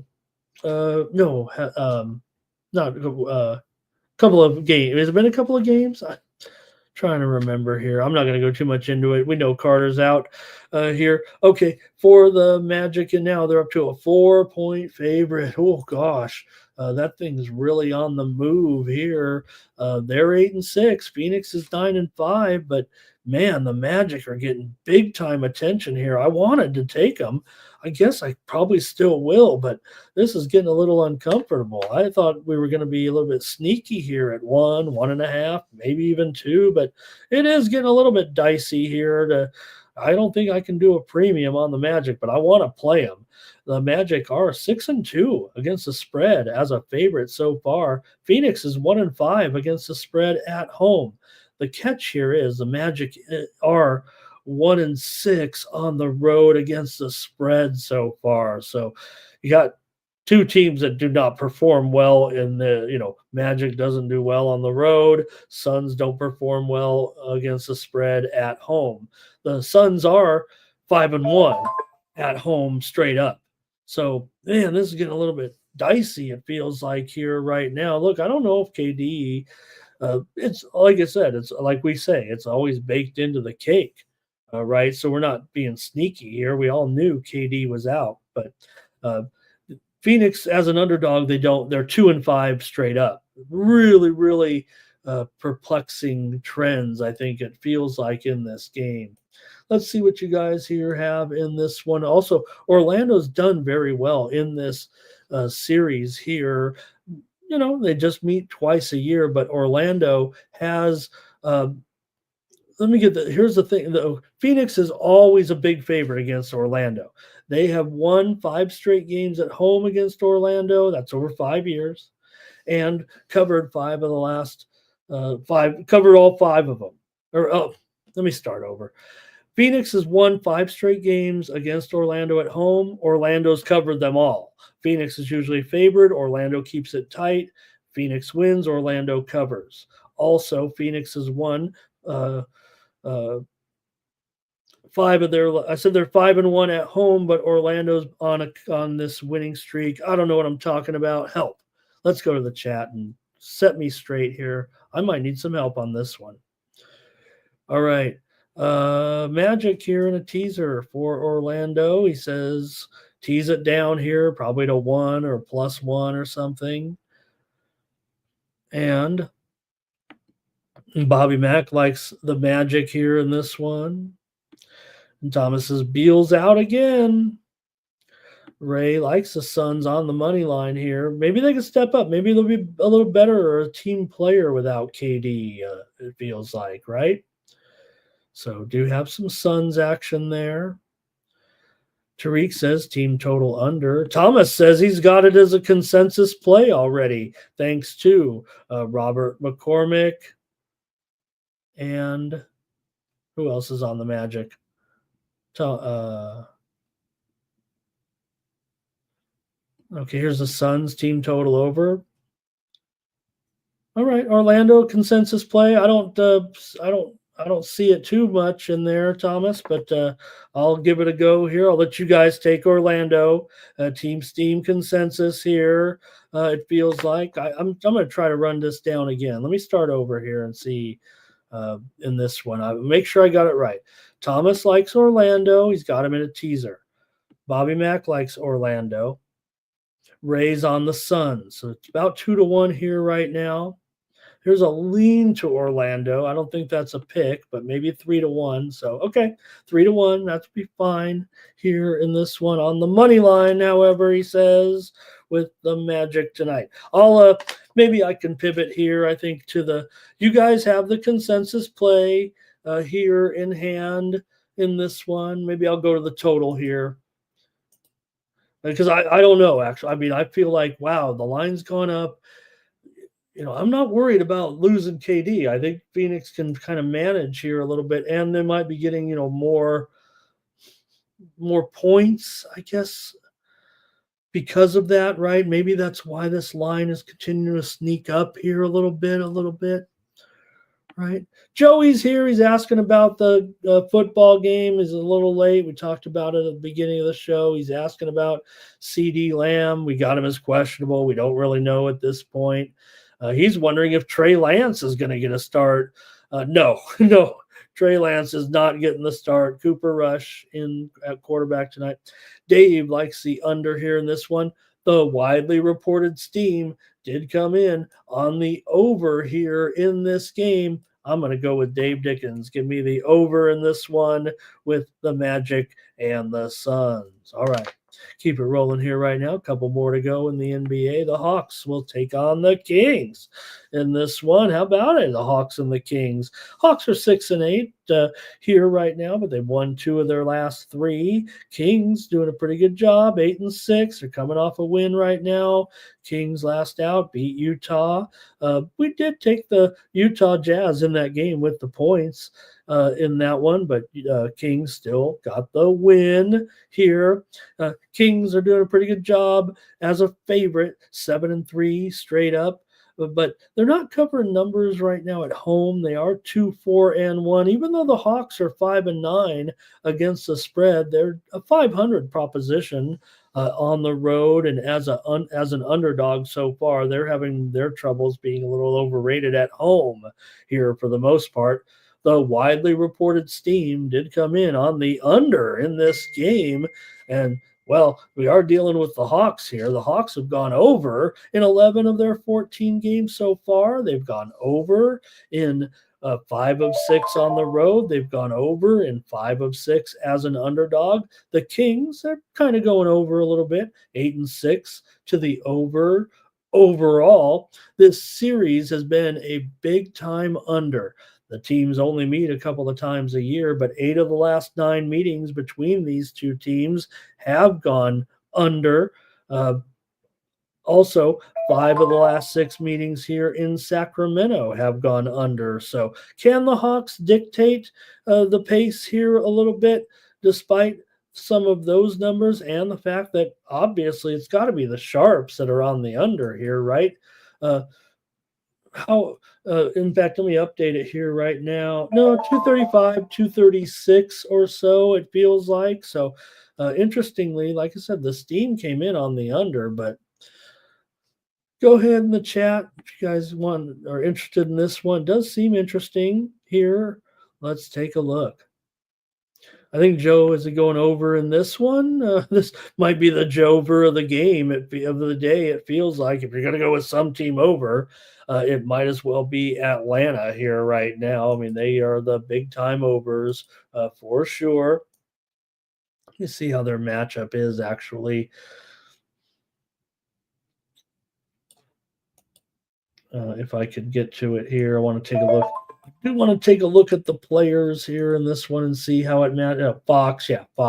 Jermaine says Fox to go off here against Trey, and Fox gets into Trey a little bit too. I think we'll see, but I don't know if I had to take a matchup. I'd be interested in matching those two guys up, and I'd take Foxy over Trey Young for sure. But the Kings lineup looks pretty good here. It feels like in this one they took the widely reported steam here as well in this game. The Kings were 4-point favorite. They're up to 4.5 or 5, so not a huge move, but tickets are heavy reportedly so far on the Kings and the over. and I like the matchup for these guys here. Even maybe Dougie McBuckets might get a few points in this one. It feels like against Ricochet. Ricochet, look, looks pretty good on offense, right? Guy is not playing, and I don't think. I don't know. I mean, uh, my ratings are kind of by the eye test here. I like to use the metric sites because I don't think I'm good enough to uh, crunch all those numbers. I rate all the teams every day here, but Ricochet's not does play can't play defense and on an NBA level. It feels like at this point. But nonetheless, he's looked pretty okay offensively here for his position. Trey Lyles could have a decent one here as well. And I think Markel likes the Fox points. Tariq likes the over. Robert likes the Hawks in this one, but Ray likes the Kings. All right. I'm going to go over here in this one with the Hawks and the Kings. I think we'll get more of the Hawks way of doing things here. Look, Kings will be right behind him, I'm sure, but I don't know, 235 ish. Is that the biggest number it's been? I think it is. I will say right now, I don't know if it's getting pushed the other way, but you do have some of these sharp books hanging on to 235 and a half or so. Bovada's already at 237, I believe, right now is what I'm showing here on the line service. So maybe I better get in on it here. If I'm going to take the over, I'll take the over here. I got a couple more comments here, I think. And Thomas says the Hawks went under in last night's game. Don't forget, Ramon. In that one, yeah, I took the over yesterday. No, that was, I'm sorry, you guys. I took the Blazers yesterday and had the right. I couldn't miss yesterday in the NBA, but in the show anyway.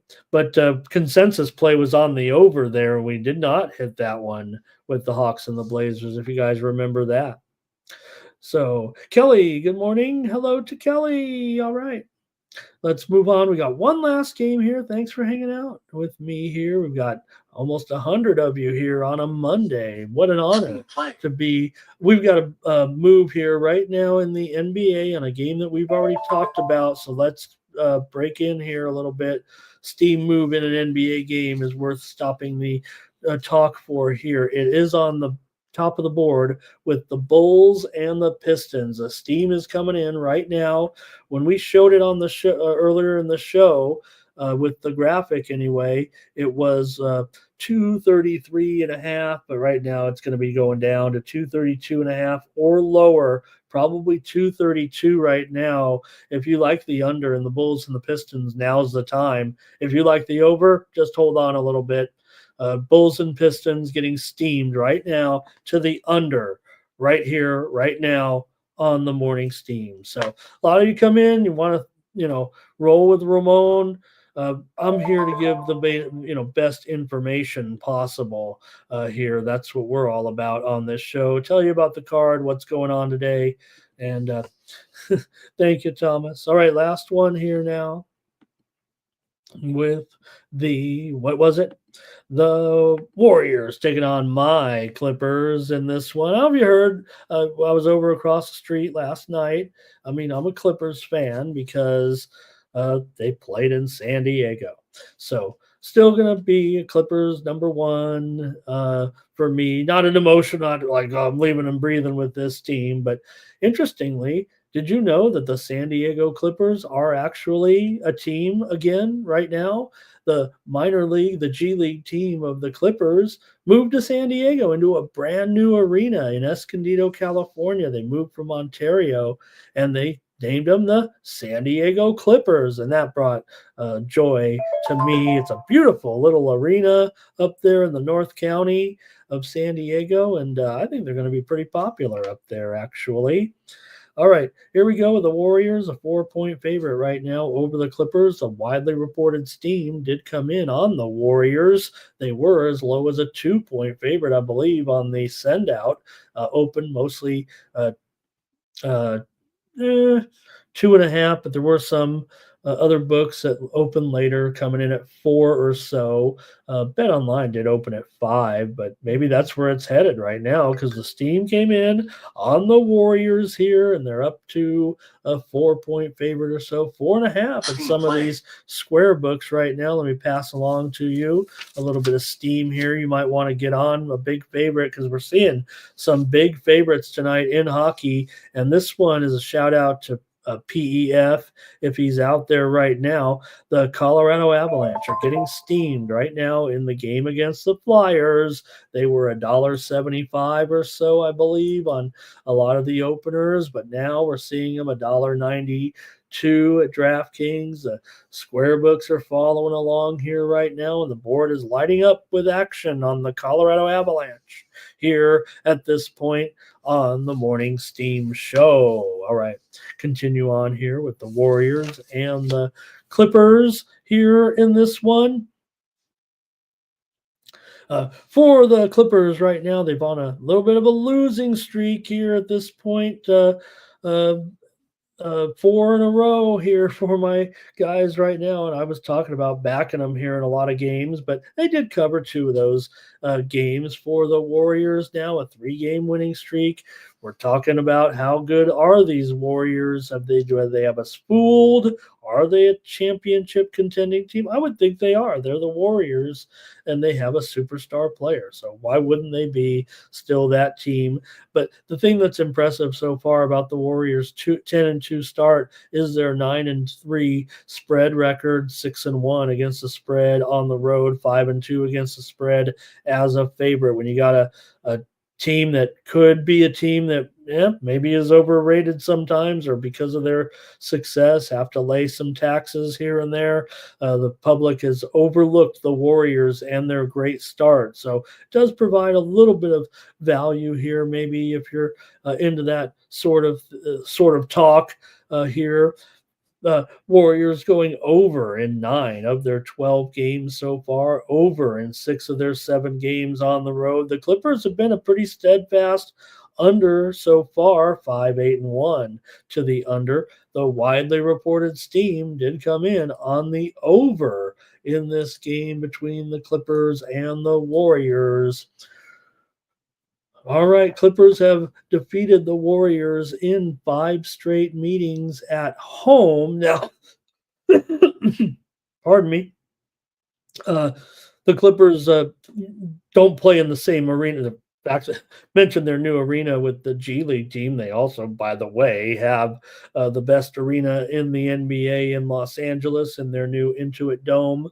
Whether or not they felt comfortable or there necessarily, they're just 4-4 straight up so far at the Intuit Dome. But when the Warriors have come down to LA, anyways, the Clippers have won 5 straight games against the Warriors at home here, and they've also won 5 out of the last 6 against them. Not the same games. They did win at Golden State last in October in the first meeting of the regular season between these 2 teams. I believe it was 112 to 104. The Clippers got the money as a 9-point dog.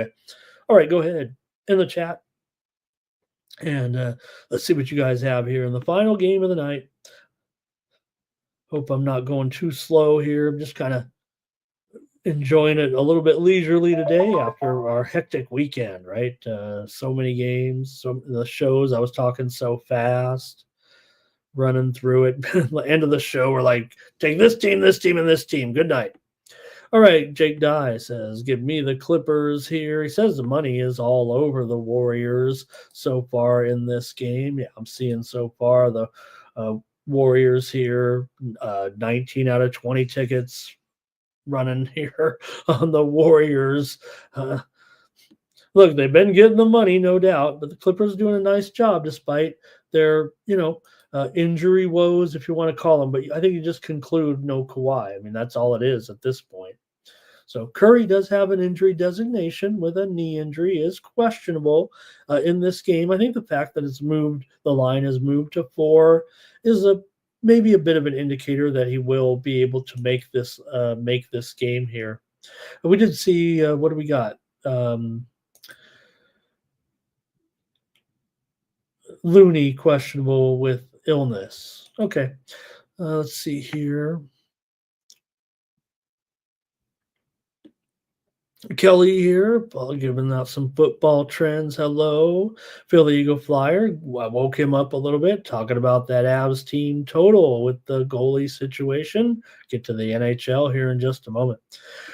Welcome to Chris Mack in the chat. Thank you, Chris, for your comment here. He says, I like the Warriors with their rest. Clippers on the back-to-back and the 3 and 4 factor here. You got the Clippers. Hey, we had them yesterday here on the show, laying those big points after they blew out the Jazz. And Markel said he took the Warriors to win the division at 5-1. That seems like gold right now, doesn't it? And Markel says in that game for the Clippers that the Clippers scored 112 points and Harden had a good game. Joe gonna go over. Jover number 2, it feels like. And we're talking Warriors here. All right. Here's Dre under his PRA. Zubats over. Here's Jermaine with some props here. All right. All right, let's see what I'm going to do here right now with this one. Man, this one feels close for me, and I don't know if I have overall a strong feeling in this one. I'm going to check out the market here a little bit, maybe make the call on the fly here at this point. Maybe looking for you guys to help me out here. Look, Clippers have been going under, no doubt about it. But I don't know, man. The Warriors, big time strong over here. It feels like that steam came in on the over as well. But man, I think I got to try the under here. More Clippers at home. In this one, I'm going to go under, especially here now. And let me update it too. Let me update it. I got to be fair here. Put it down to 225 here in this one. So there you go. Went down. It did go down here a little bit. Like I said, why the reported steam on the over, but I'm going to try the under here. Okay, that's it for basketball. Thank you for your contributions. We've got a 6-game NHL card still to run through.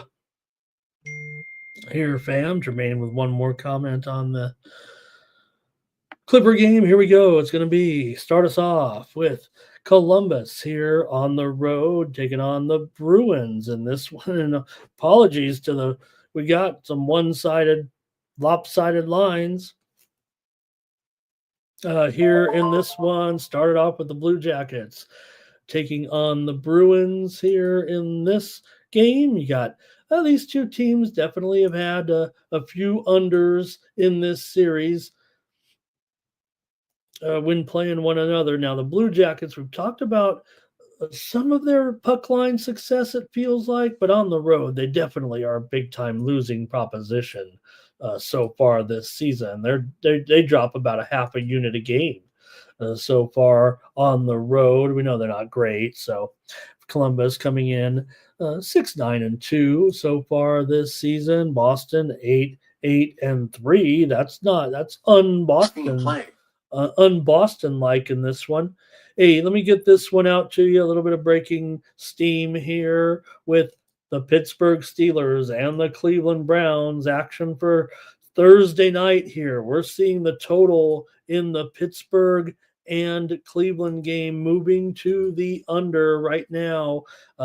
It was 37.5, maybe, right? 37.5. Right now I'm showing 36 at circa 36.5 at Bet Online. The Steelers and the Browns are moving under here big time right now in the action for Thursday. A good point move or more here.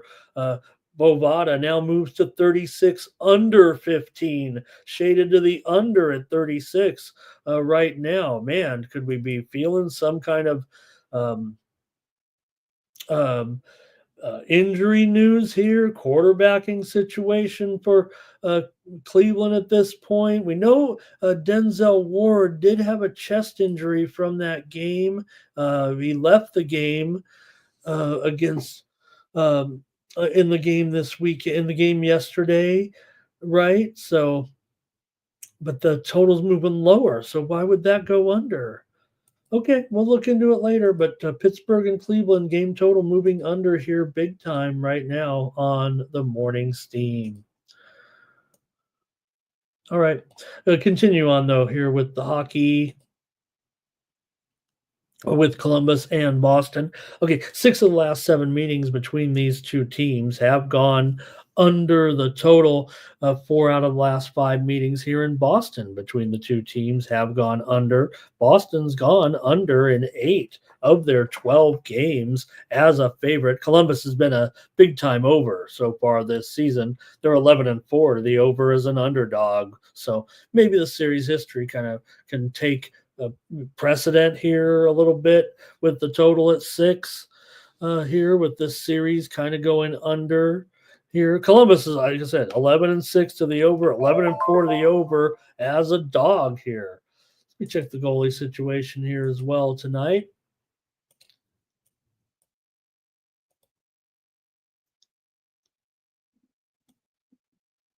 And as PEF said, we got Kolosov confirmed in here within the last 45 minutes or so, finally coming back here to the crease.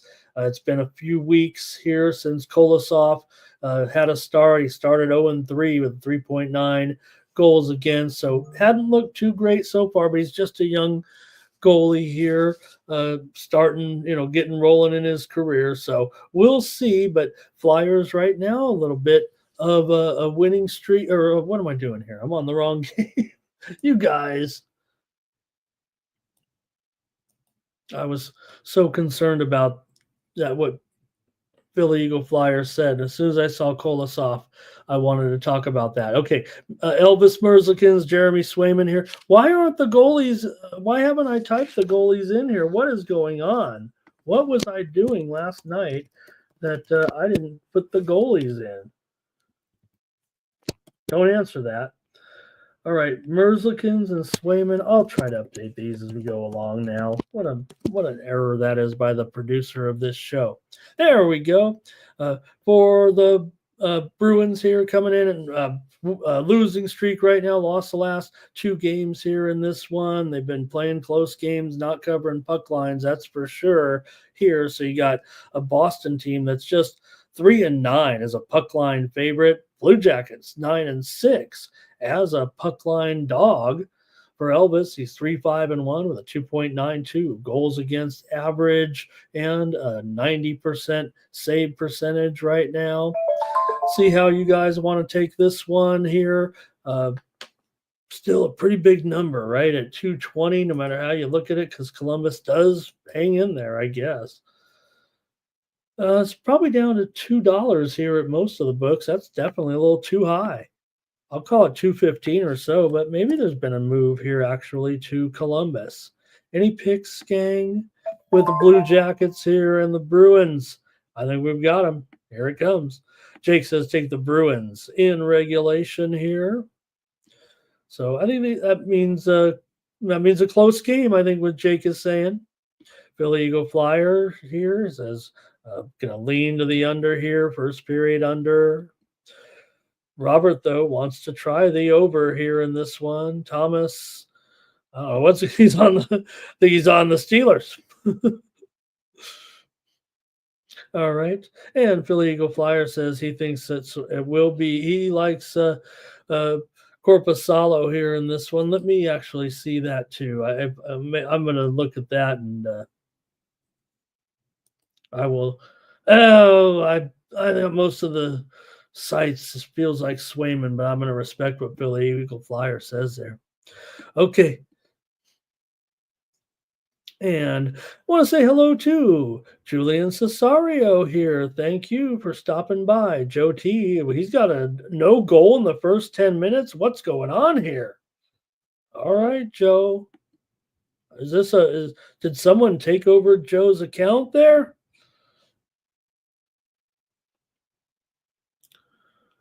All right, I guess I gotta pull that trigger here on this one with the Bruins and the Flyers here. I mean the Blue Jackets and the Bruins here in this one.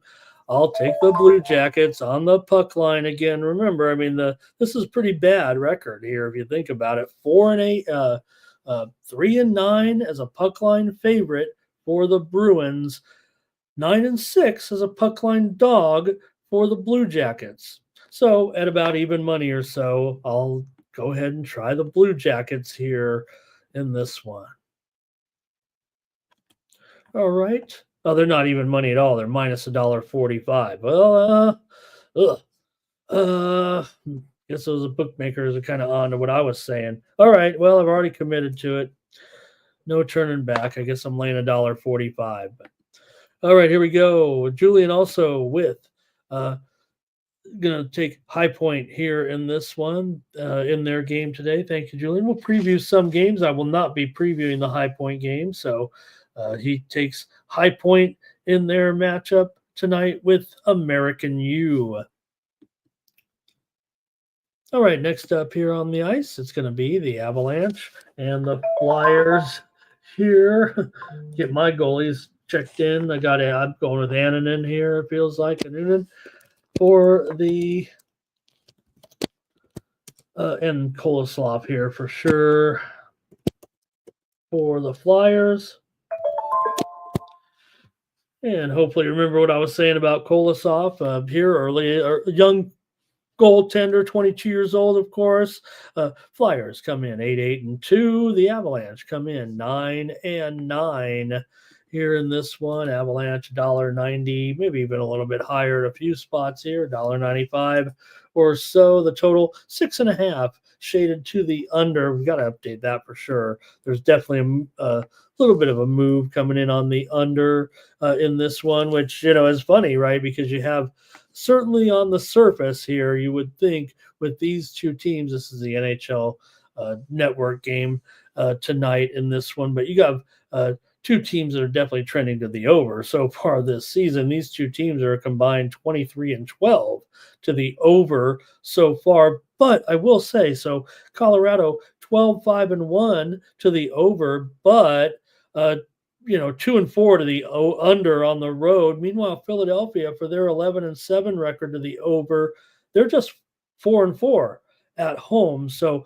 really, these guys, Colorado goes over at home more often. Philadelphia goes over on the road more often, and maybe in this venue setting, has a tendency to go the other way.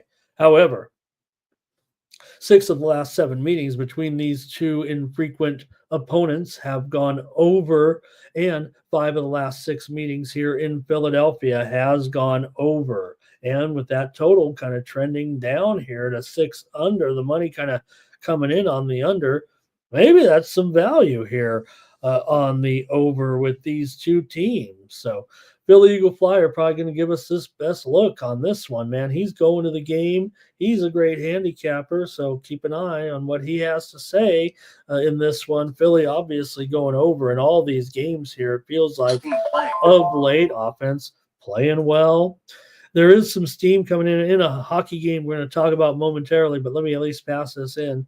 It's Anaheim and Dallas. Game total moving to the over here right now. It was maybe 6 over juiced. We did see some 6.5s already out there too, but right now this one's going to 6.5, probably juiced to the over tonight with Anaheim and Dallas. They already steamed Dallas. They're already up to DraftKings has them at 455 right now. The Stars, they certainly opened pretty big, mostly about 340, 350, 360. But now they're up to 400 at a few spots here right now. Everyone's got it at least $4. Even the sharp books right now have it at $4 or so in that game. All right, let's continue on here with the Avalanche and the Flyers, and maybe get your picks here in this one.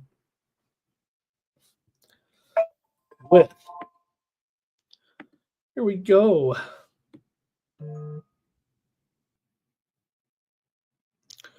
I think Joe, let's see what Joe has to say. Give me an over, first period over here in this, I think in this one. And Jake says, how many plays do you give out? I give out a play in every game. That's what I do here on the morning's team show. And no, I do not tabulate. Unlike a lot of people who I used to be on a multi-capper site that kind of kept records and everything. My records are up here. I don't to report my records. Every play is here, either on video or in the subscription service. I don't keep track. I am a high volume handicapper. Here is Philly Eagle Flyer. Second period over. If it stays low in the first, okay, I got you there. I don't have time to keep track of my plays. All right, Kelly, a little more here in this one. Thank you. And here's Philly Eagle Flyer, abs money line, and the over here. Yeah, maybe money, a money line there a little bit.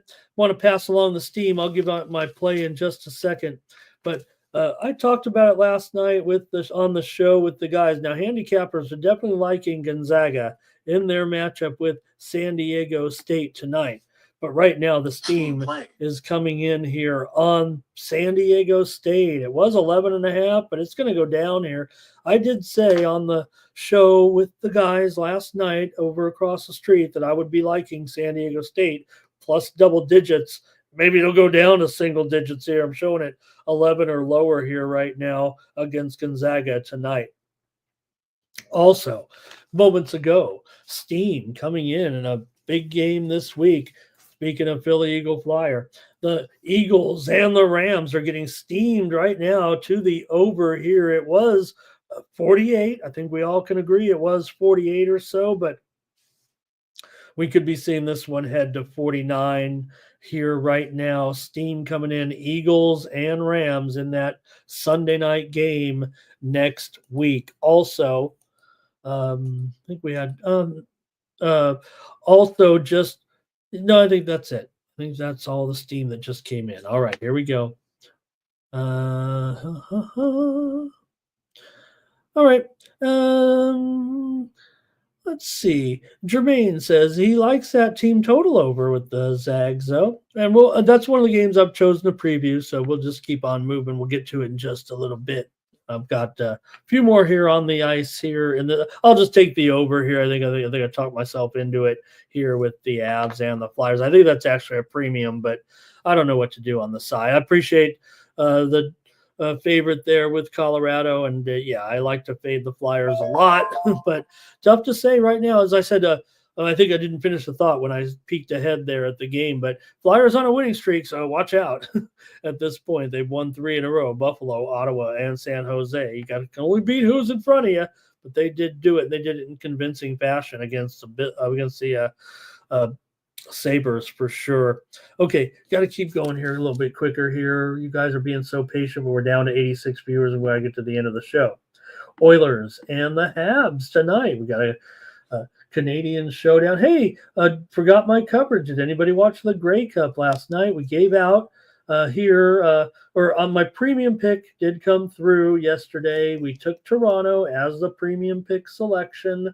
Over on winnable.com, we did give out the under here, and it got away from them as Arbuckle was the MVP of the game with about 250 yards passing. He looked really cute up there with his kids at the end, getting the award. He stepped in. Remember, he was a replacement quarterback in the game, as my good friend Billy Briz loves Chad Kelly, but we know Kelly got injured. Toronto fans were down on their prospects. They were almost double-digit underdogs, but they got the win last night. We told you to take them plus the 8.5 points over there at winnable.com, but the Toronto Argonauts win their second Grey Cup in the last 3 seasons. Again, over Winnipeg, right? Winnipeg's been there 5 straight years, and they're 2-3 in those Grey Cup games, if I'm not mistaken. All right, here we go with the Oilers and the Habs tonight. Oilers on the road, $2.70 here right now, and the total 6.5 shaded to the under. Edmonton coming in 9-7-2. Montreal is 6-10-3. 3, I think, right now.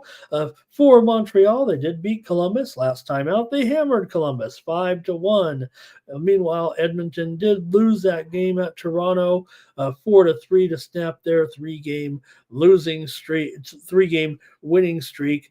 Now, these two teams only meet a couple of times a year, but it has had a tendency to go over when these two teams have met.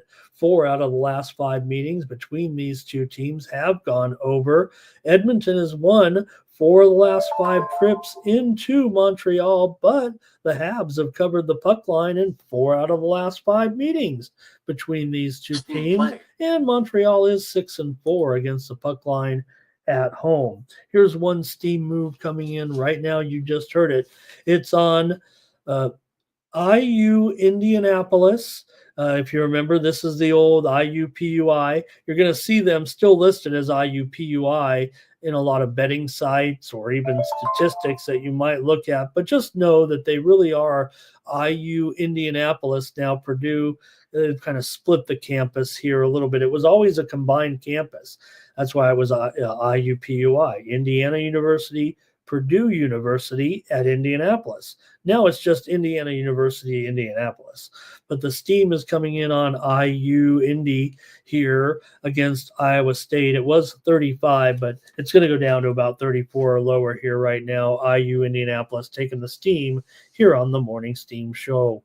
Okay, for the Oilers here, they are a dismal 5-13 on the puck line so far this season. 4-12 as a puck line favorite here. Now, Montreal is just 7-10 as a puck line underdog, but like I said, 5-4 against the puck line at home. The widely reported steam did come in on Edmonton here to drive it up from a low of maybe 250 or so at some of the books, up to as high as 290 right now. But I'm trying Montreal here, man. Come on. You telling me you got Edmonton here?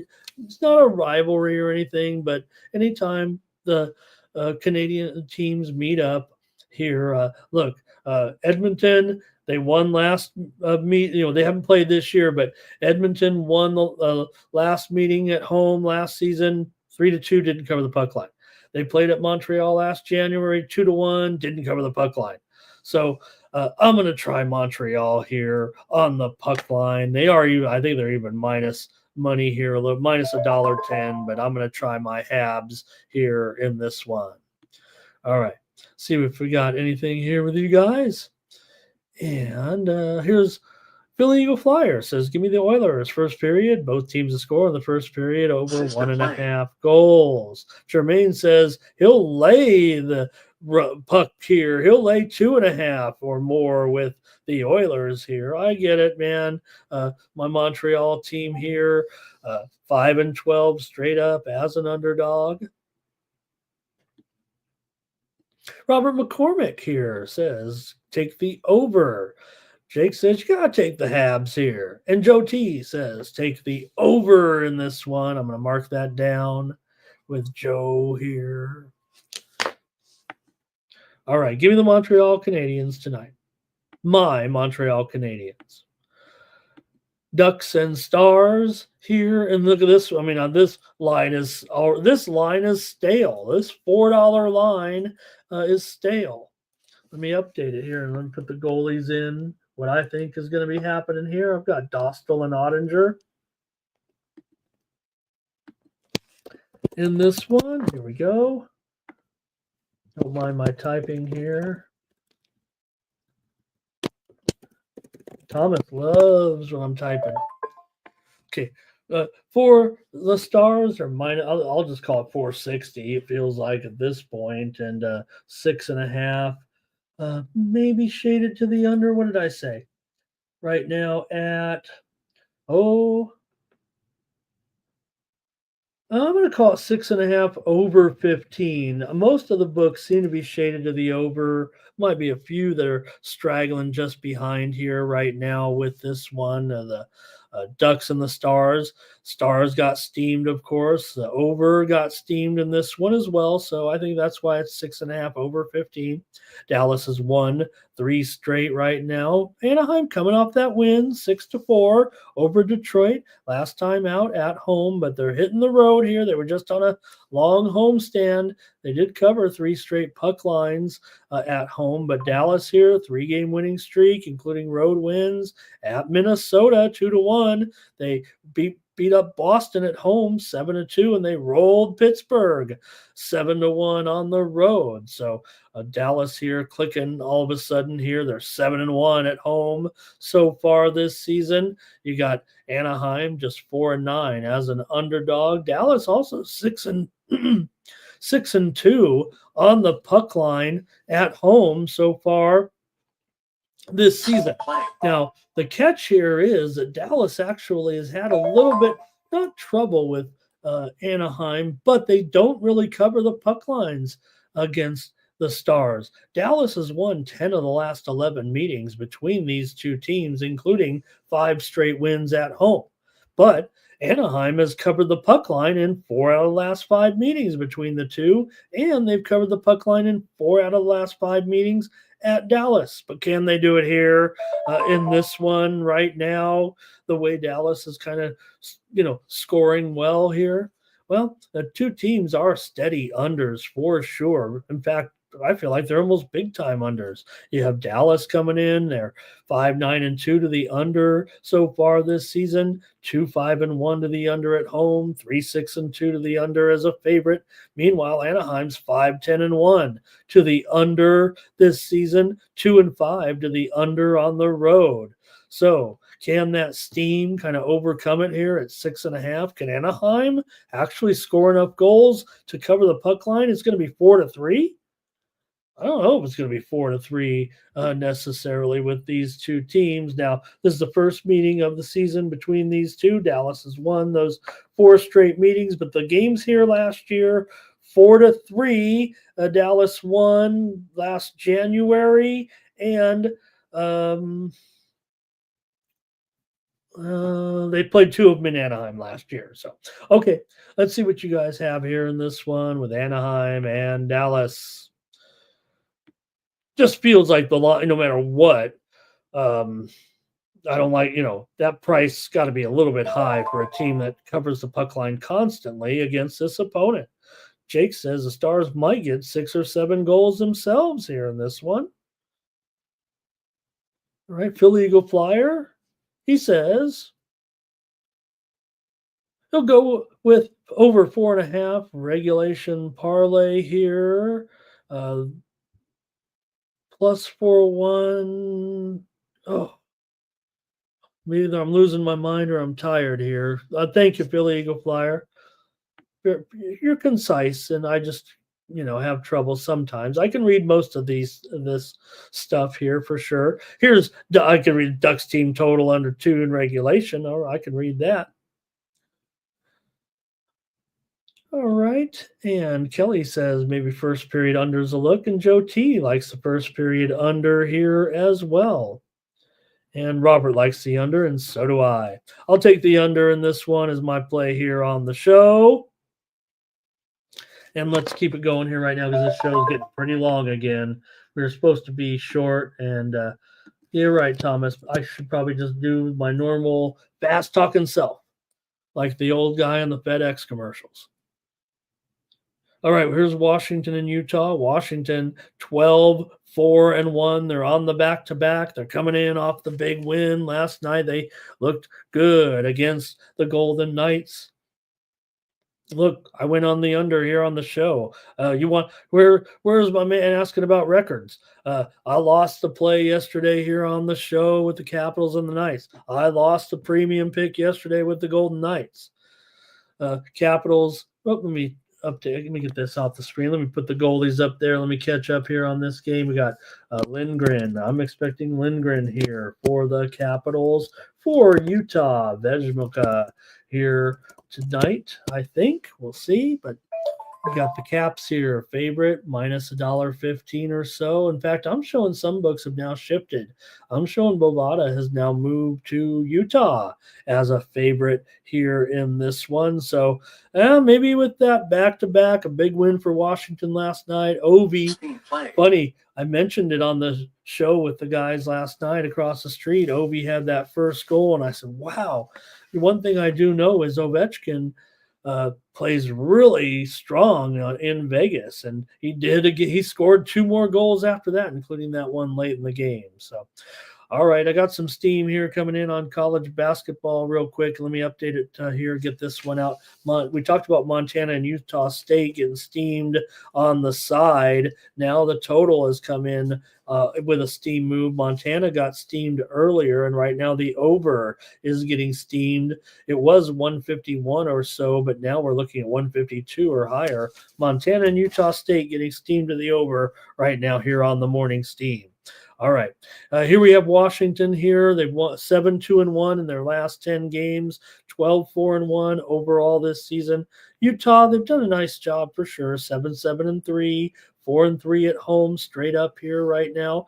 Washington's covered some puck lines for sure as a favorite, 4-3 on the puck line, and they're laying a pretty big number here. It's kind of interesting, but certainly the back-to-back, will it be a factor? Such a nice win last night, but again, this Washington team has defied logic so far, or maybe this is what we're coming to expect. Remember, they beat Colorado in the game before 5-2. They've outscored those two opponents 10-4 in the last three games. And don't forget, on the road, they beat St. Louis the other night 8-1.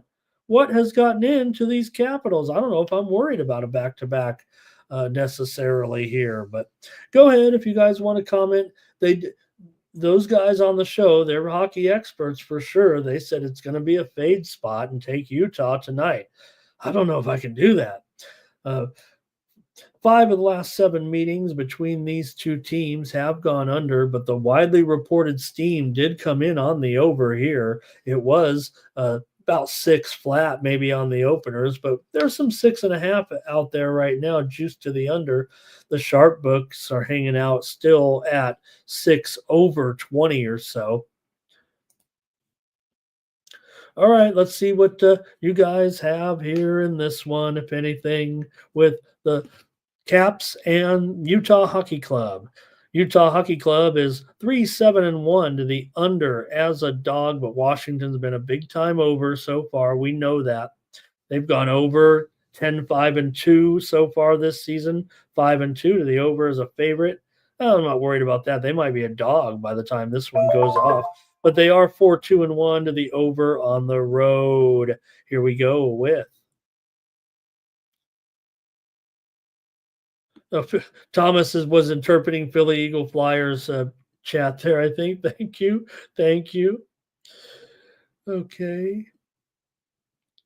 Oh, Joe's correcting me there. Is that the one where I wrote? No, I wrote down Edmonton, Montreal over. Okay. Thanks, Joe. Appreciate that. Philly Eagle Flyers says the Stars rocking that game against Anaheim. Oh, he was full game under. Oh, in the Stars game. Okay. Thank you, Joe. Also here, Kelly's been following the Caps closely here right now, and they're hot, right? Philly Eagle Flyer says, I don't see them cooling off. It just feels like they're on the road. Something's going on special with these guys right now. I mean, I don't know if even the back-to-back is going to sway me. It might keep me off them, putting them in there as a premium is what it feels like to me. Yeah, Jermaine definitely was the over in the Montana-Utah State game. It was 151. Now I believe it's 152 or higher. The over got steamed. Oh, man, look at this. Thomas says Washington. And look at the price on this one too, right?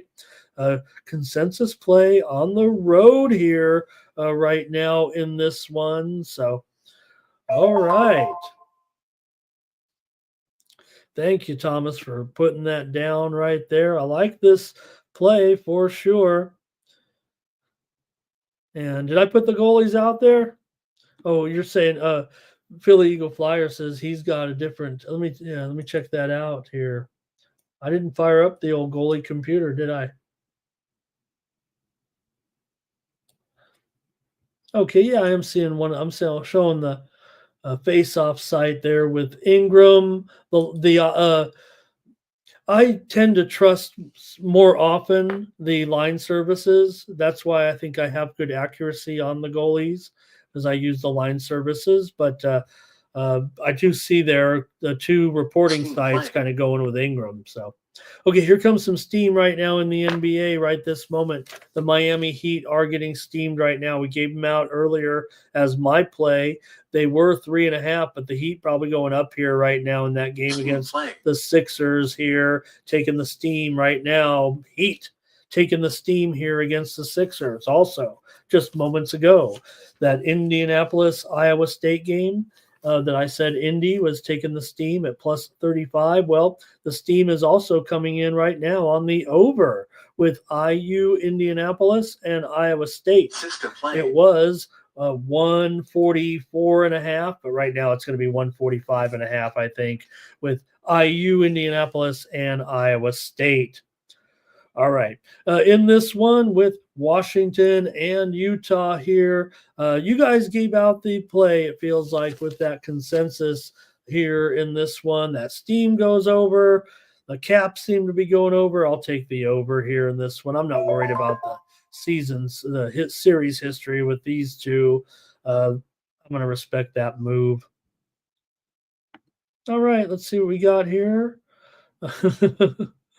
Yeah. Oh, Kelly. Yeah. I mean, come on. He's not. If he has another hat trick tonight, I was going to say I'll eat my hat, but I don't want to do that because I don't like the taste of hats here. Utah over here.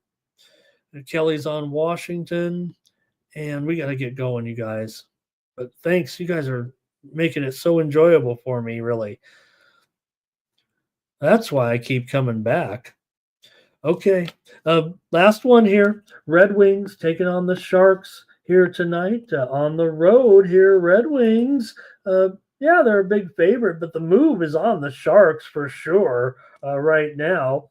I'm expecting Talbot here and Blackwood. And Blackwood's been looking pretty decent in some of these games for sure.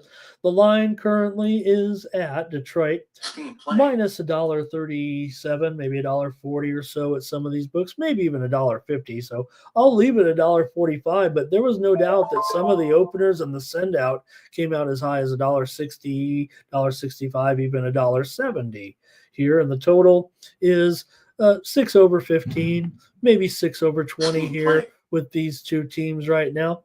College basketball, real quick, some steam coming in here right now. Northern Colorado in their game tonight is taking some steam against Washington State. It was maybe Northern Colorado plus 12. I knew it was already going to be on the move, and it's probably going to minus 11 here right now. Northern Colorado taking the steam on the road here against Washington State. All right, Red Wings and the Sharks here in this one with these two teams. A widely reported steam has come in on the under here in this game. The Sharks here, look, they cover puck lines at home for sure right now. They're pretty much strong in that category here, but Detroit has actually gotten the puck line in 5 straight meetings here. So Detroit gets the puck line, but the Sharks are covering. Detroit gets the puck line in the season series, but the Sharks are getting a lot of puck lines here at home right now. They are 12-7 to the puck line as an underdog so far this season, including 5-3 to the puck line at home. They're laying a pretty big price here tonight to take this puck line. Are the Sharks at minus $2? But I just want to mention it because of the Wings are 0-3 as a puck line favorite so far this season, but still $1.35 here for the most part. Now, the Sharks are 3-5-2 to the under in their last 10 games, 2-5-1 to the under at home, and Detroit is 3-6 to the under on the road so far. They are 2-1 to the over as a favorite.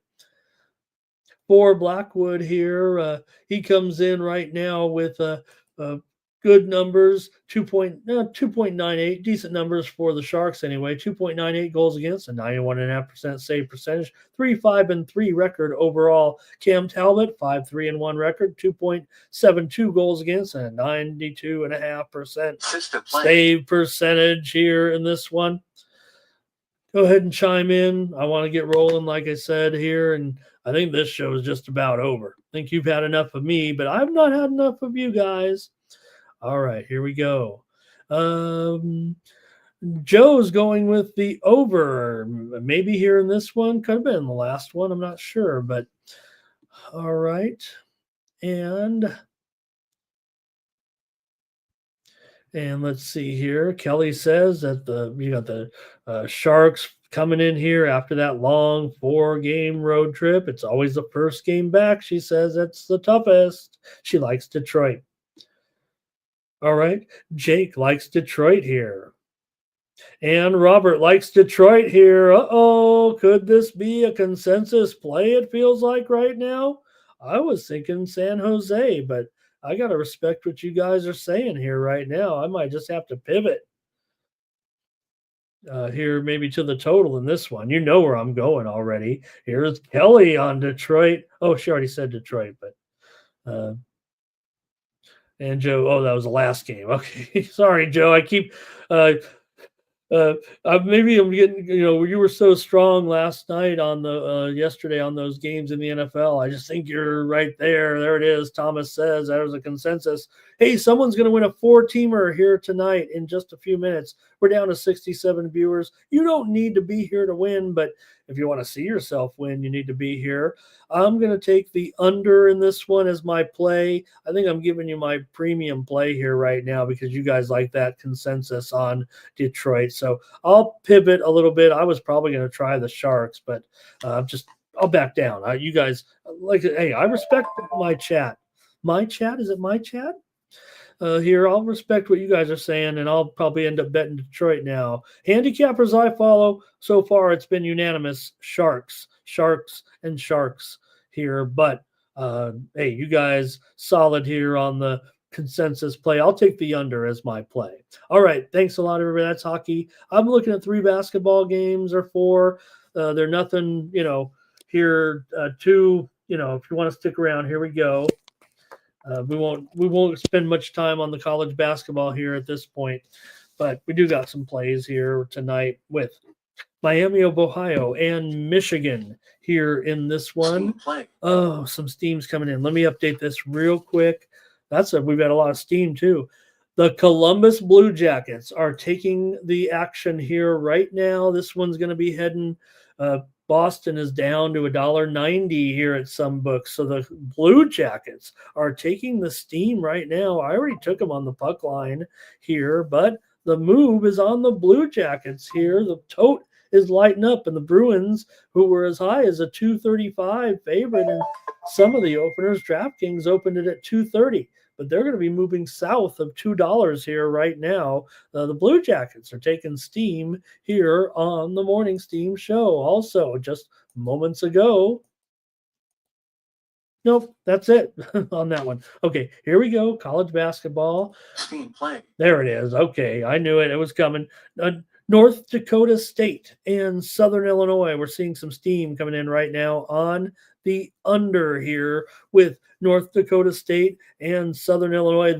So far, those teams have been, I'm pretty sure that we're seeing some overs with those teams, but the steam is coming in on the under here right now. It was 154, but it's going to be 153 here or lower right now. Those two teams have played probably as many overs as anybody on this card. It feels like, maybe outside of Rio Grande Valley. I'll tell you in just a few minutes here, but system play. All right, here we go. Miami of Ohio and Michigan. I'll try to get these plays off. We got to wrap up the show and get to our contest. Michigan here is a 23-point favorite. The total is up to 151 here at this point with these two teams. All right, there we go. And if you guys do have any plays on any other games, please feel free to put them in. We're only covering a few games here right now for our college basketball preview here today. Okay, here we go. For Michigan, they come in at 2-1. Miami of Ohio is also 2-1. Michigan 2-1 against the spread so far this season. I don't know if there's anything too descript here in this one, but I'm going to lay Michigan here at 23 and lay these big points right now against Miami of Ohio. I would question Miami of Ohio's ability to get to their season average of 77 points against a Michigan team, averaging just 63 points defensively so far. Michigan winning by an average of 19 points right now. Miami of Ohio's done a nice job, but I'll take Michigan here. All right, let's see a few comments here. Thank you, Thomas. If you want to get going or something, if I see a play here in the next couple, I'll add it. But we do have 4 here from, we've got the Texans spread, we've got Orlando, we've got Washington, we've got Detroit. Someone's going to win a 4-teamer here or more right now in this one. And all right. Thank you, Thomas. Great job as always. And a few more here. A game that my man Billy Briz was talking about last night. I gave him a hard time because, well, first of all, he made fun of all the Chargers receivers, and I wasn't happy about that. But someone commented earlier, McConkeys aren't even. I didn't even know that. I just was assuming that they both looked alike. They had the same physique. I didn't know the McConkeys weren't real. That's amazing. I didn't even know. I've been talking all season like they were. Wow. And they look so similar. Who was that in the chat? Thank you for that. I'm going to look at, I didn't realize that. I've been talking all season like that. Okay, here we go. McNeese here, a favorite at home against North Texas. McNeese is supposed to be all that. They're probably like the hot non-big conference team that everybody's kind of been talking about this season because of all their talent that's come in here. Will Wade's the hottest coaching candidate in the world here right now. What are you doing at McNeese State? If you were at LSU and VCU or whatever, and now you're at McNeese State bringing all these recruits here, all in here, like bringing all these guys in here like Breed, like Parker, Garcia, and all these guys. So they were supposed to be all that coming into the season, like the big, and I'm sure they will. I mean, they're right now projected at the Ken Palm. They've already lost 2 of 3. That's the thing. And who they beat? They beat the College of Biblical Studies so far as their only win. Now, they lost to Alabama. I mean, Alabama's a top 10 team. They lost to South Dakota State. They weren't supposed to lose to South Dakota State. So are they really all that? Ken Palm has them projected here right now to win every game to go undefeated in conference play. But they are here a favorite against McNeese. I will say Ken Palm does have North Texas favored in this one by a couple of points, but has them by 1. I don't say favored with Ken Palm, but their rating here. So McNeese is just really popular with the public right now. Like Will Wade's going to come in and do all that. Right now, the line is 3.5, and the total about 130.5 or so in this one. So we'll see. I'm sure they'll be better than what we've seen so far this season with McNeese. There is no widely reported steam here necessarily on this one, but for me, I'm probably going to be on the over in this game with McNeese and North Texas. They're supposed to be a good scoring team right now. This total pretty low at 130.5, but I'm going to grab the over here in this one. Let's see if you guys have. I just thought this was trying to pick the best and maybe the TV games here a little bit. Robert says, take McNeese. And Kelly will take the under, actually, though, this one. And, yeah, I would think it probably the more popular play, actually. I might be just bucking this a little bit because there's North Texas. These guys are supposed to have something going on, but might be a little bit above my pay grade. I trust Billy on that one. And again, they've been much talked about here, of course. I'm half kidding about, what's expected of McNeese is more so far. They do play Mississippi State also in a couple of games. So we'll get a measurement there in that one. All right. Next up, couple more. We're almost done. Rio Grande Valley and Wisconsin. I know it's a big number here, but this one is on TV, the big TV anyway. I'm just making sure with the Big Ten game, Big Ten Network game here. They're favored in this one by 20 points or so, and the total here 155. And why not? I mean, these two teams so far: Wisconsin 4-0 to the over, Rio Grande Valley 3-0.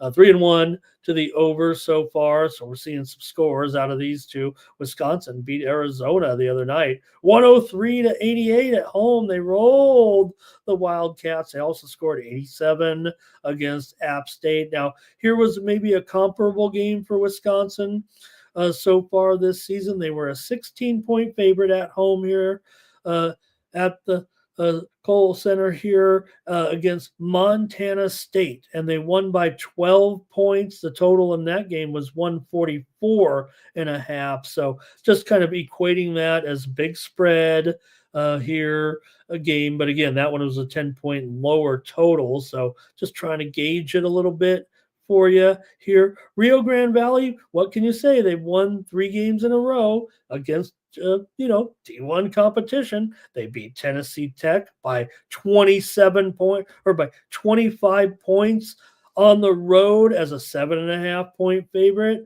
They beat Charleston Southern by 10 points on the road as a 4. That was a neutral setting. I'm trying to remember now. Nonetheless, they were favored and covered easily. They also mopped up on Cal Baptist by 50 points. That's a D1er as well. They lost to Creighton by 13 points. They were getting 30. So Rio Grande Valley's looked very good so far, no doubt about it. 3-1 spread record here right now. I've got to trust in this Rio Grande Valley here a little bit. I would think this is an obvious overlook situation is what it feels like to me here in this one. And if it's going to be a score, I would imagine it's probably going to be higher than 155.5 here, really. Maybe Wisconsin gets away, but it might be 100-85 or something, or maybe 100-80. Maybe they'll get the cover, but it could get out of control now. I don't want to go that much higher and be all dramatic and everything. I guess realistically, like my numbers say over here at about 161.5, that seems pretty good too. All right, I'm going to try Rio Grande Valley as my play here on the Morning Steam. One more tonight here, and it's a good one. And that spread is old right now because we've seen the move coming in here on San Diego State.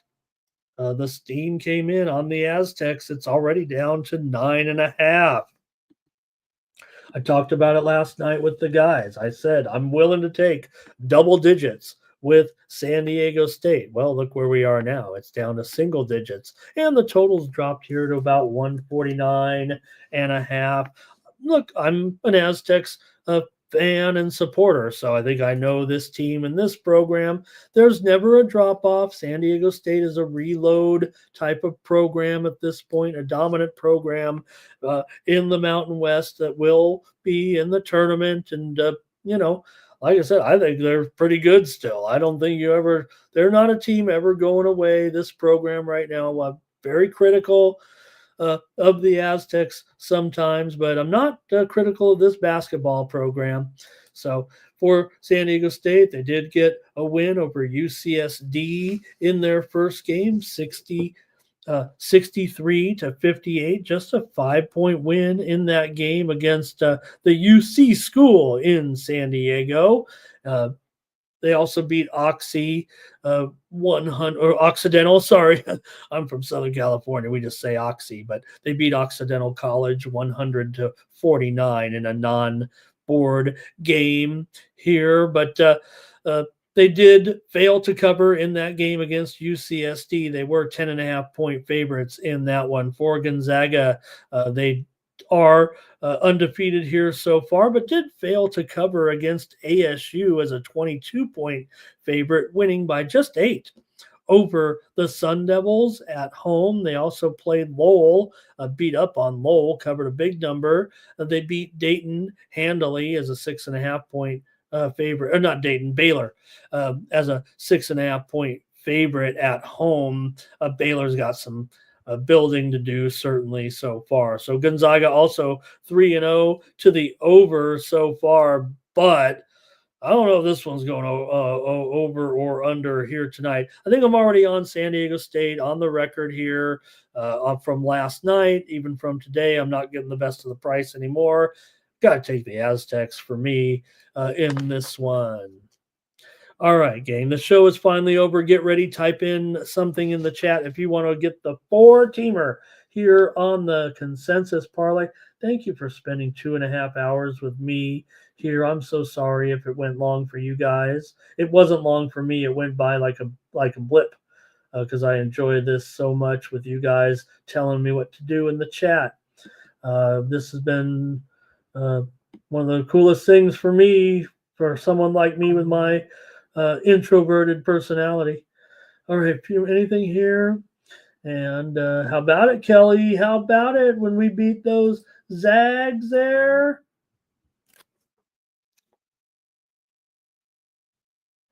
All right, get ready, you guys, here in this one. Let's see what we got. We're going to do the drawing. Get ready. I got to fix it here. So you'll get a 4-teamer here for how many ever views that we get on the morning steam. There's 43 entries. You all are entered in. The winner will get a 4-team parlay. So if we get, obviously, 300 views, which would be over the average right now, someone's going to win $30. So that should be awesome. Let's go. Let me fix the thing here. All right. Get ready for the drawing. Here we go. The last entry here. Long-winded Ramon here today. That's how it is, I think, T-Bird, with the Monday. I feel like, what a weekend. Here we go. 4-teamer coming up.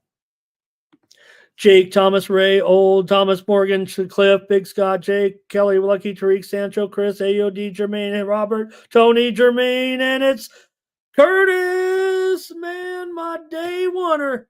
Curtis, my day oneer. I swear to God, he was the first guy in the chat for months and months and months, and he might have been the first guy in the chat back in the days with Mindy and I, it feels. Curtis, was it go back that far? I'm trying to think. But nonetheless, man, I couldn't think of someone here that out of everybody who's won so far, Curtis, man, he is my man. He's my day oneer.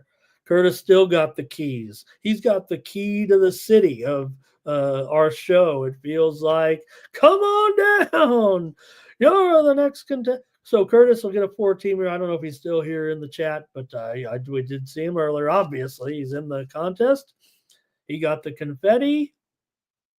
There, I'm doing the confetti. And he'll get this 4-teamer today. We need a winner. We're 0 for 8 so far, gang. But he's got the Houston Texans, the Orlando Magic, the Washington Capitals, and the Detroit Red Wings. If we fall short of 300, it obviously won't be $30, but it's going to be on the line here probably for about $25 or $30 if that 4-teamer hits. Thank you, Curtis, for everything. Hopefully you'll see this. We'll know where to find him. He'll be here tomorrow if he's already taken off today. So that's it for the morning steam. Thank you, everybody, for hanging on and hanging out with me here on the show. I'll be back tomorrow at 9 a.m. Eastern and 6 Pacific with more fun here. Look, we got interrupted by a lot of steam, and that's the most important part of the show, as it says right there, the morning steam. So I know it's easy to pick on the host here, trying to pick winners, trying to give out some good stats. Hey, I screw up the names sometimes. I forget things. I don't know everything, and I don't mind when you guys set me straight. So please continue to comment, like, share, and subscribe here on the Sports Money Network. Don't forget to join Mikey Money today at 6 p.m. Eastern, 3 Pacific with pre-gaming. He'll get you ready for the primetime games, including Monday Night Football and more here tonight. So check us out here on the Sports Money Network. For the Sports Money Network, I'm Ramon Scott. So long.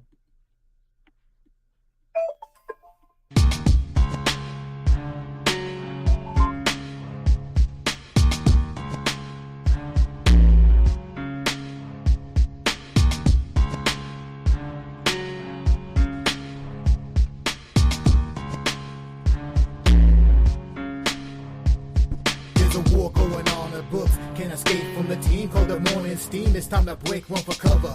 That's gonna cover, that's gonna cash. Then we make the 100-yard dash to the window. I don't know what you thought. It's Ramon Scott running so hot. Sports make money and we make money with sports money every single day. NFL, NHL, NCAA. Stay away from the juice, we might play a parlay. It's the morning steam. Ramon Scott, sports money.